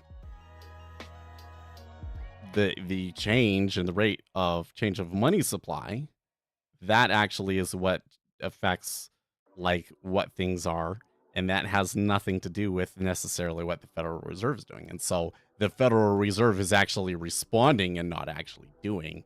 And ergo, if the Federal Reserve says it's going to come in and do something, and that's not in line with like what is actually happening on the surface, the market will just ignore them. But that's not what actually happens. That rate does matter, right? Lots of business decisions, especially at the banks, hinge heavily upon what that number is, or their anticipation of what the Federal Reserve will do with that number.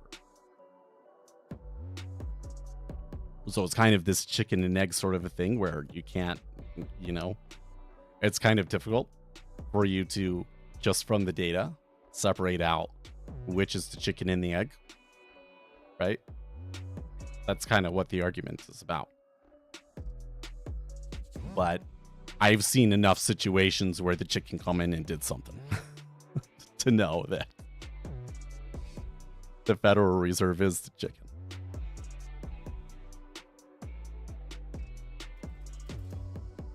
You think that they'll breach? I don't know. So it's kind of calmed down, and now they're kind of hanging out at that lower end of the range again. I don't know. They're still 2 basis points away from 4.5, which is a key point at which you might start to see people do stuff and fight around and so forth. But I don't know if so. Coming back here to our notes, 5-year auction, that tends to be sell going into the auction, buy afterwards, and we did have some 3-month auctions as well.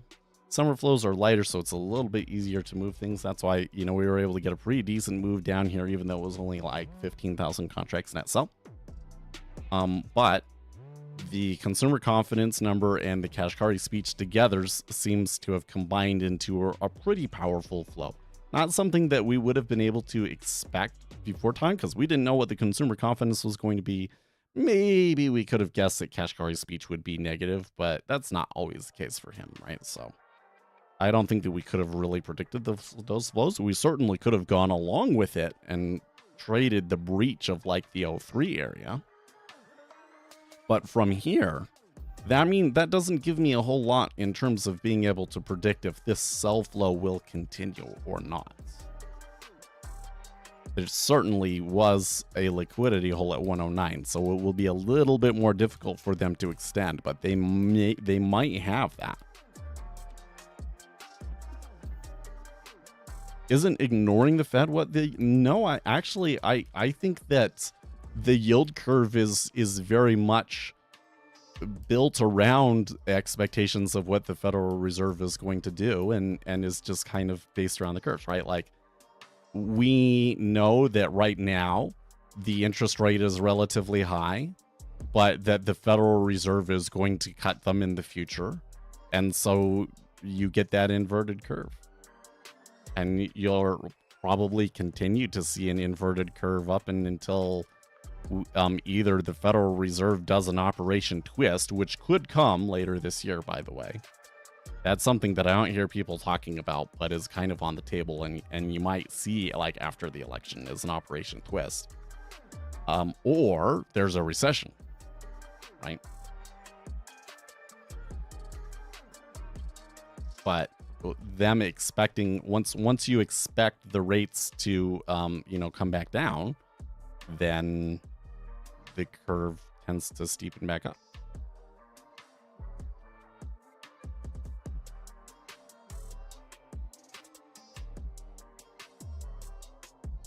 You got to be very careful. So here again, this is just like the perfect example, right? Is that economists have this idea that like X thing must mean this must, because they're looking at all these higher level variables, right? And they're saying, well, this tends to be correlated with this, and they do all of their math to figure out a model that seems to predict it pretty well. But obviously it's a very chaotic system, and there's a lot of things that are difficult to predict, right? But if you take it the other direction, you realize that the prices are just a reflection of the orders that are placed into the markets, right? That's why, for instance, there is always a hump in the yield curve. There's always a little hump around the 10-year because that is where the most business is done. That's where the most demand is. And that extra order flow kind of causes that little change in the yield curve, or that kind of hump or notch.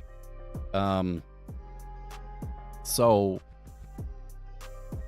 you know, what those things that are happening in the yield curve, those are just a reflection of people wanting to buy or sell different spots along the yield curve. And there can be a lot of different reasons why that could be happening, right? It could be for no fundamental reason whatsoever. It could just be that there's some large fund that needs to do something, and that could move the yield curve in a certain direction, right? Where to find swap? I don't know. There are swap futures somewhere, isn't there? Does CME have some swap futures? I'm not too familiar with that world.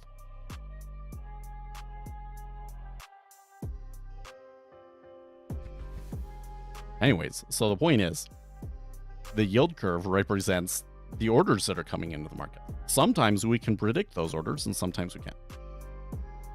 Right? So sometimes there are certain economic conditions like anticipations of future rate increases or decreases that can cause flows to come into the yield curve and create a more flat or more steep yield curve.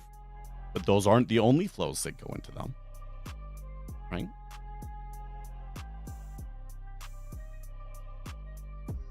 Well, they're able to take 31.5 offer, but nobody seems to be hitting it. Like, it's just like right on the edge, but they seem to be sitting there pretty comfortably. That suggests to me that the liquidity hole at 109 even is still pretty strong. It's usually you would find 109 even to be the point of control. So if they are able to break out of this range before that happens, that would be pretty bearish. But it means that, again, it's going to be a little bit more difficult for them to do that. So here's Kashkari still speaking.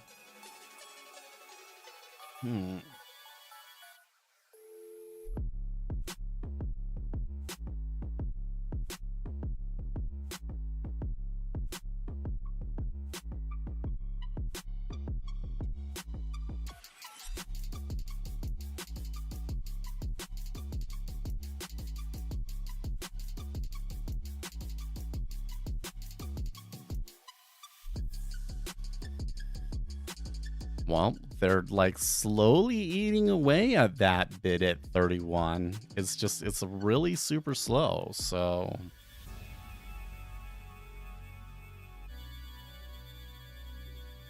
still a little hesitant. So I'm wondering, you know, I need to go and check something here. Did our ratios change?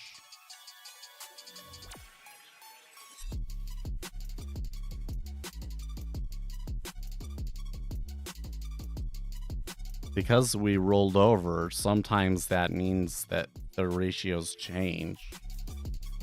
So if I do the 5-year versus a T-bond, and that is 3-to-1 still. Okay, and the 10-year to the T-bond is 2-to-1 still. And then the 2 to the 10 is 2-to-1. But it's doubles, so that's 4-to-1. Okay, so those should still be the same.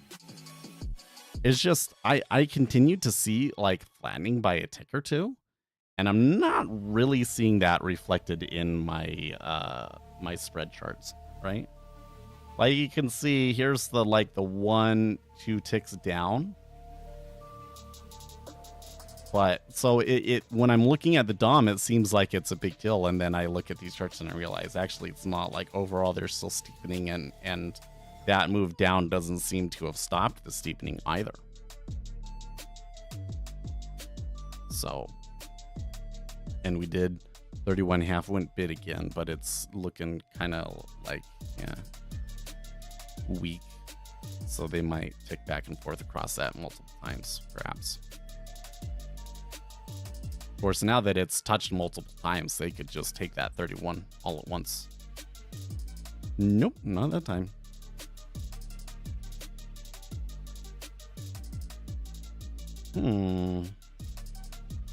This all does kind of make me want to do something, but I'm still like uncertain enough about the flows, and it's kind of getting later, and so I don't think we're going to take any trades today.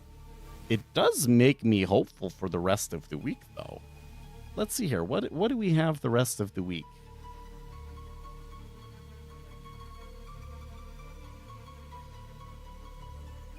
We get, wait, I gotta change this to filter it only to the dollar. Okay. Wednesday, Richmond Manufacturing, Williams, Beige Book, Plastic. Thursday, preliminary GDP. Unemployment claims, pending home sales. And Friday, core PCE, that's a pretty important number. And Chicago PMI.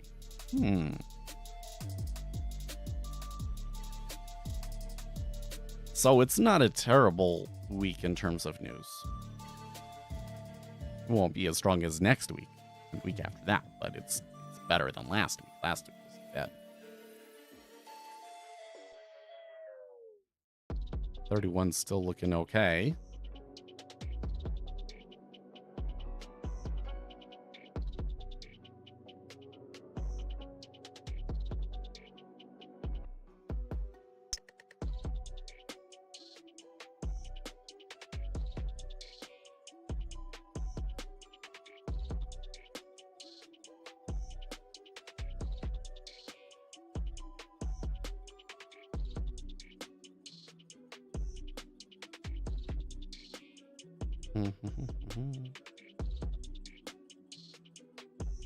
Treasury volatility depends just by news.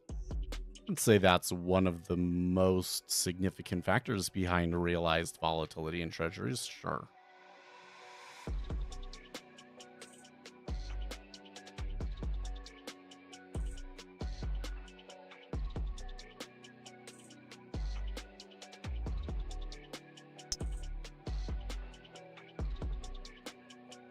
Okay, now that 30 half is pulled.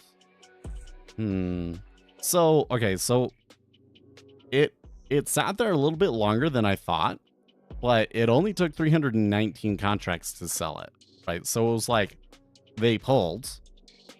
It didn't take very many to sell it, but it did seem like they were a little bit hesitant to hit it. Once they did hit it, though, there was some stops at 30. So maybe they can keep going. I would say that overall, though, the tea leaves are still kind of like, this seems to be having difficulty continuing to push. So if it does end up being a trend down, it's just going to be like a real slow moving train sort of a thing, because, you know, I'm not really seeing the market orders really hitting this and continuing to push us down. It's just not quite happening that way. So it'll be slow. But we got like 30 minutes left, so I think that's plenty of time to see. Who knows? Maybe we could get all the way down to the 28 before that.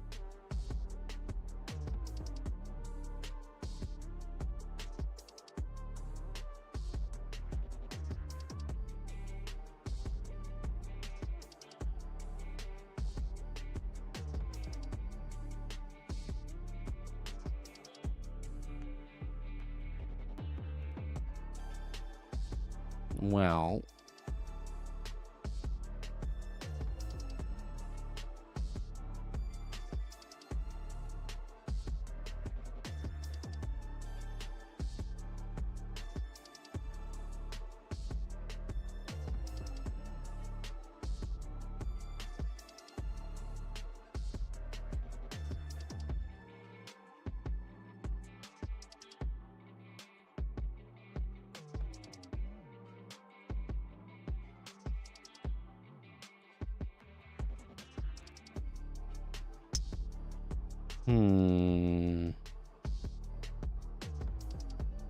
Let's recenter it there. Let's see here. What is my news squawk saying is coming up now here at 8:30? Oh, Dallas Fed Manufacturing Business Index. Expectation negative 12.5. Waiting for the data. This one is usually not a huge one, but we might get a little bit of a reaction to it. Minus 19.4 versus 12.5.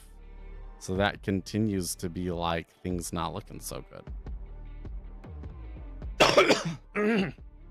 Now, consumer confidence is not in line with that, but I don't know if consumer confidence is as big of a deal about, like, you know, where is manufacturing and services going as so much as it is inflation.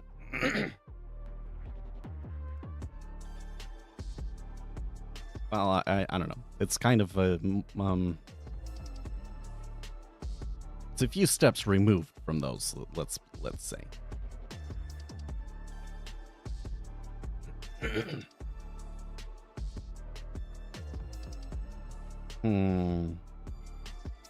So I don't know if I wouldn't read that uptick as too big of a deal, but like the amount of bids that follow it up is pretty healthy. So I don't think that it would be very difficult for them to snap back to 109 even.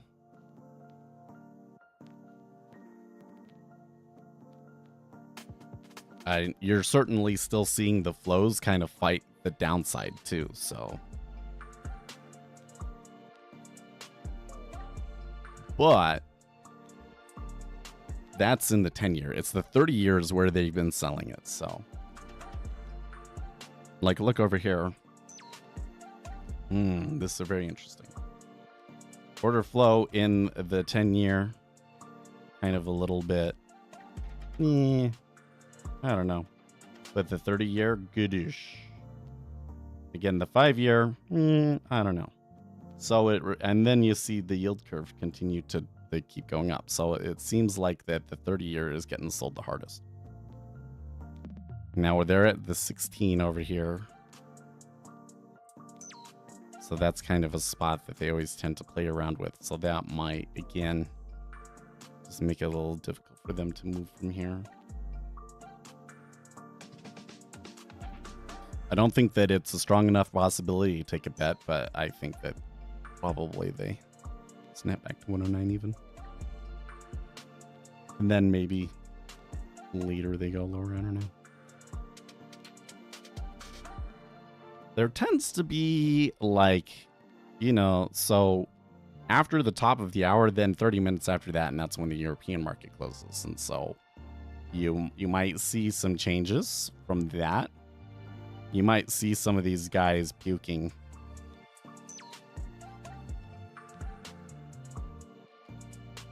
Because I would say that up until the start of the session, it was like mostly up overnight, so.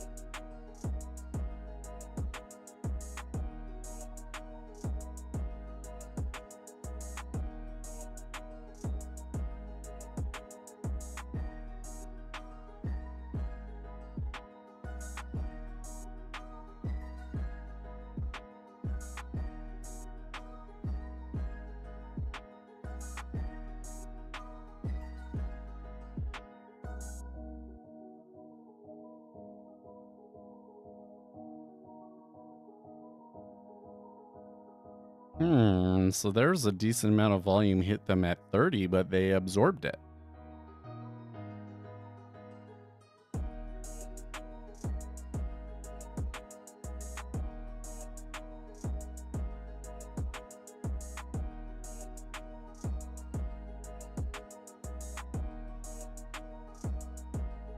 And a decent bid again.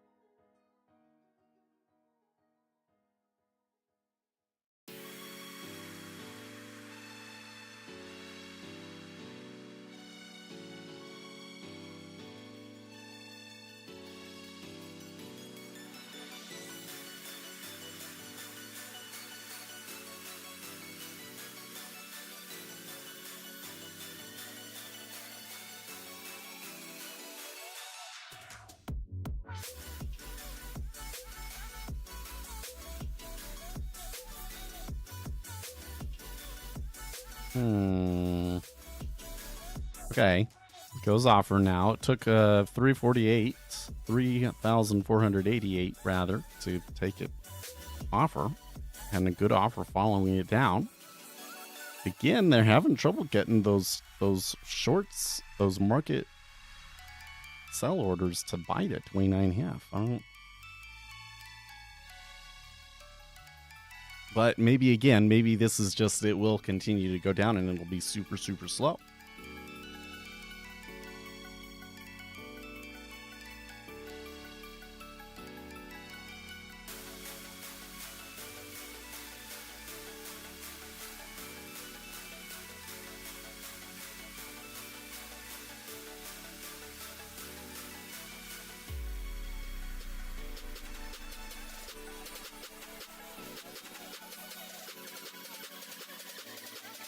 I should have checked, when we were at 109 even, I remember kind of saying, well, we're likely to stay there, but it does look a little heavy, so they might not have to wait the full 45 minutes for us to continue through.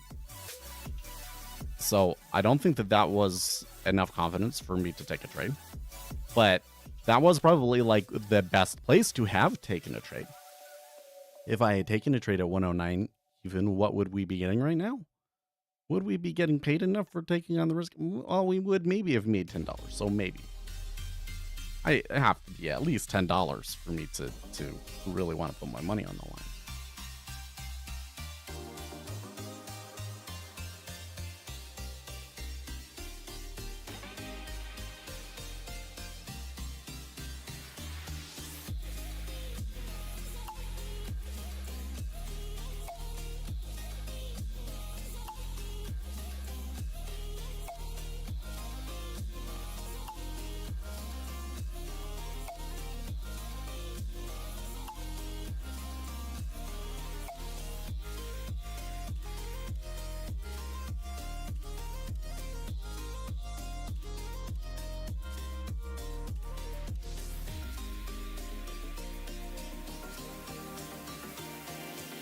Okay, an attempt to lift 30 that's not quite holding.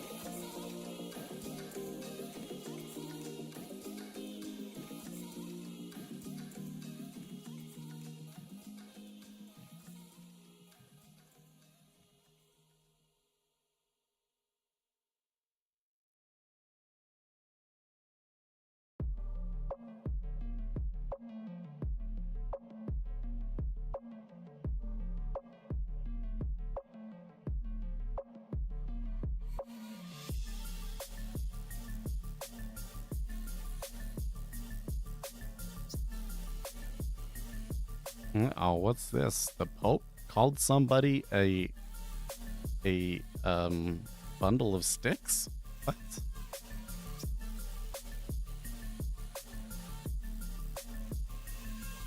That's not a headline I expected today.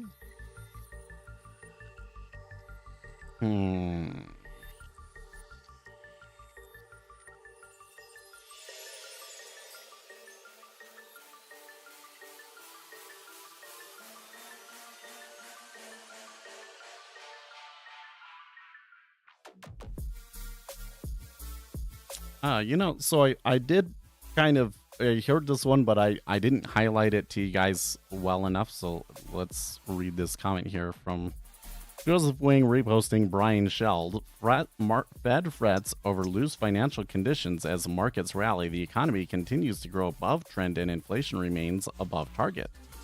This has led some officials to wonder if the current stance of policy is sufficiently restrictive. That's correct, because their anticipation of the Federal Reserve reducing rates has, caused the treasuries to buy up enough that, rates really aren't that high. Curious. I think that this guy is worth following. We'll add him to a list.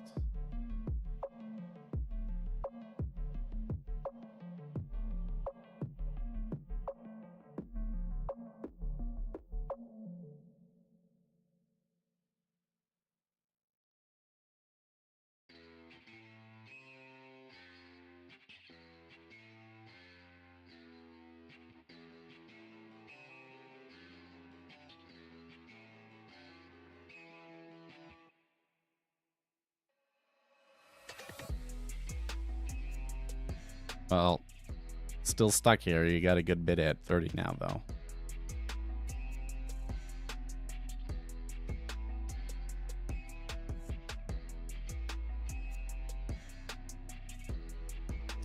Yes, it's really the 30-year that's selling, though, so see if we continue to see a little bit of pressure there.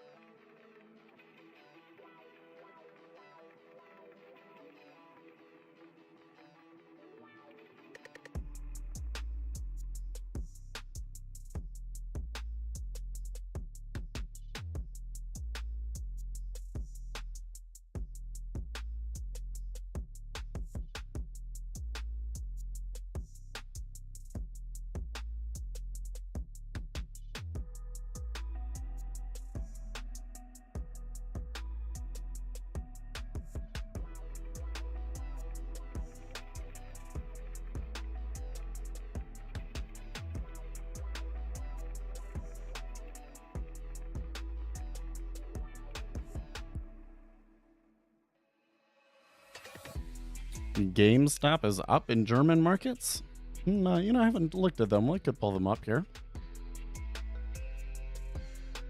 I would expect them to have been up since Friday, at least a little bit, because they did complete their sell. The company was selling more shares, so they completed that. Okay, and that was here. So it looks like that, although there was some further upside in the morning, that mostly came back and they have settled back at 21.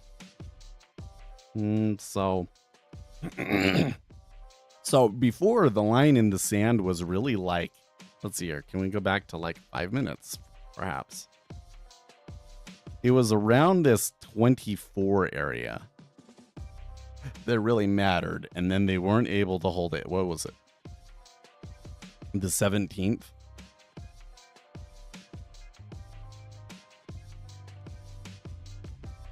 Yeah, you see how after the 17th, then there was like this unclench, and then they sold their shares. Then it came back. Oh, okay. I am still of the opinion that the short squeeze, or at least the amount of short squeeze that could happen, was this. This was a short squeeze. I don't think that there are more shorts, like you have to completely set things up all over again. And I'm not really convinced that there's tons of shorts held from off of this and all of that. Like this idea that GameStop is going to go to $1,000 a dollar or a share, $1,000 a share. I just don't think that that's realistic. We can see the short interest in the stock right now is not that high. So retail traders and funds may continue to play with it to try and get something going, but I think that there's limited upside. You don't think they'll even get to $100 a share? Bam. I guess the point is that I really don't think it's that interesting anymore. It was interesting when they announced that they were going to be selling shares, and I was like, I told you guys. Because we talked about that several times. I was like, guys, when something pops like that, just sell it. Something pops unexpectedly like that, just sell it. Because if it's really like unjustified, the company almost always sells shares, and then you get diluted. You lose it all. It's better to sell it and then let the craziness die down and then buy it again. If you really truly believe in it. If the company sells its shares, well, no. So like they created new shares and sold them into the market, like 45,000 new shares or something like that. So it's dilution.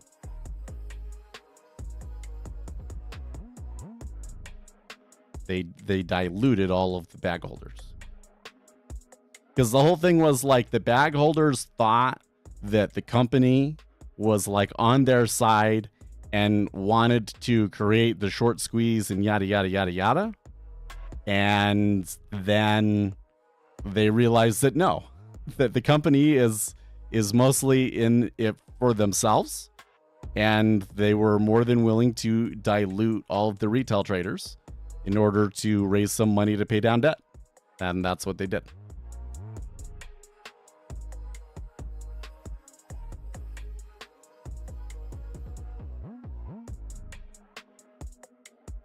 No, they created new shares and sold them to the market. So they diluted shareholders. What tends to happen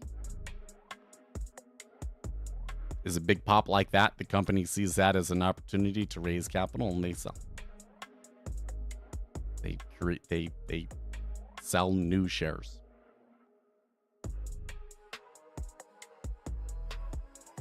This is one of those difficult ones where it's like, how do you create new shares? Well, how do you think that the shares got created in the first place? Right? So what happens is they go to the SEC and they have to file certain papers and so forth. And then they say, we want to sell 45,000 shares to the market. And then there's like banks that get involved and things like that. And there's an initial public offering, right? Like an IPO, right? And then people buy those shares from the company, right? Well, once the stock is actually trading, the company can at any time go to the SEC and say, we want to create new shares and start selling them to the market. And then they just come into the open market and they sell them. So that tends to cause price to go down, which is what happened. But yes, the company can choose to create more shares. That's why when you get a pop like that, like I get the reasons why people thought that it wouldn't happen with GameStop. They were wrong, but generally speaking, okay, when you get a pop like that, you probably want to just take profits because they tend to dilute you. And I've had it happen to me, and I didn't realize this was a hard lesson to learn, but I've seen it enough times now that I'm just telling you, when you get an unusual pop in a stock, you have to be careful because they tend to sell. They tend to use that as an opportunity to dilute shares.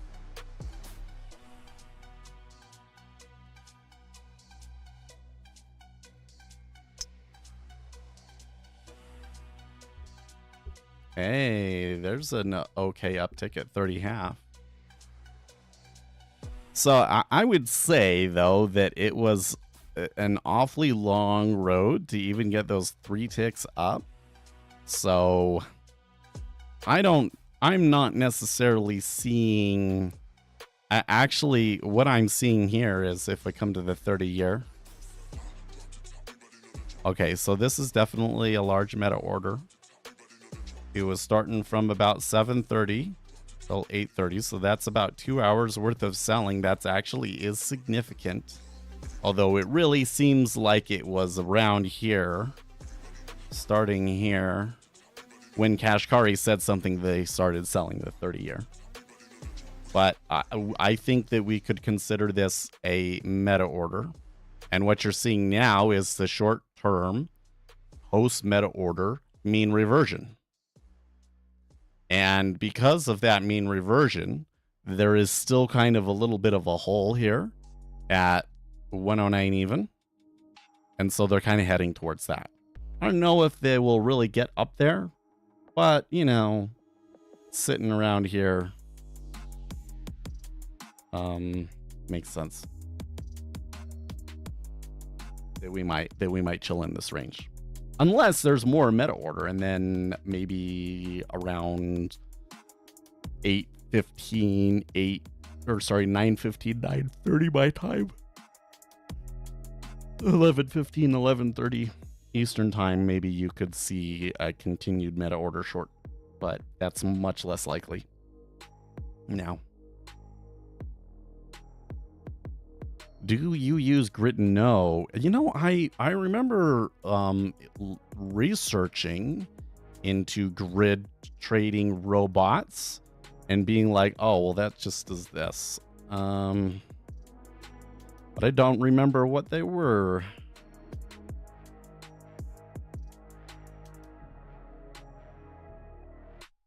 Grid trading is a strategy that involves placing a series of buy and sell orders at set price levels or intervals on a trading chart to profit from market fluctuations. Okay, so let's just say that I wanted to do like market making, right? And I was going to have like a limit order at every price to take advantage of quote unquote market fluctuations, right? The biggest risk in doing that is the risk of informed traders. For instance, these guys that sold it from like 03 all the way down to here. And meanwhile, you're picking up inventory as they sell it down. And how do you get rid of all that inventory? And like it would have to come all the way back up here for you to break even, right? So they have all these models to kind of say, oh, there's enough volume selling in here that I don't actually want to take fills on those, right? They can do things like they can look at a correlated instrument and only take fills in certain situations. You know, like only take fills when the correlation suggests that this one is too low compared to the other one, right? So this is really just like market making, and those are the sorts of things that I would need to incorporate into a market making strategy for it to be effective. And overall, it seems to me that you have to have a good spot in the queue. So I haven't really ever bothered doing it in the treasury.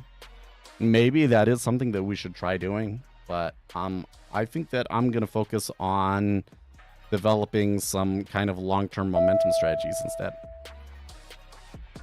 Okay, well, today was an interesting day.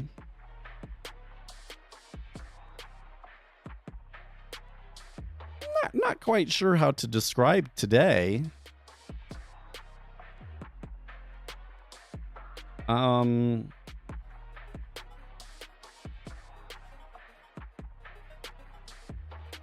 Let's say markets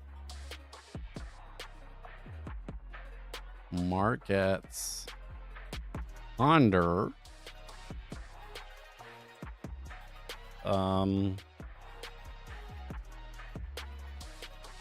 easy financial conditions.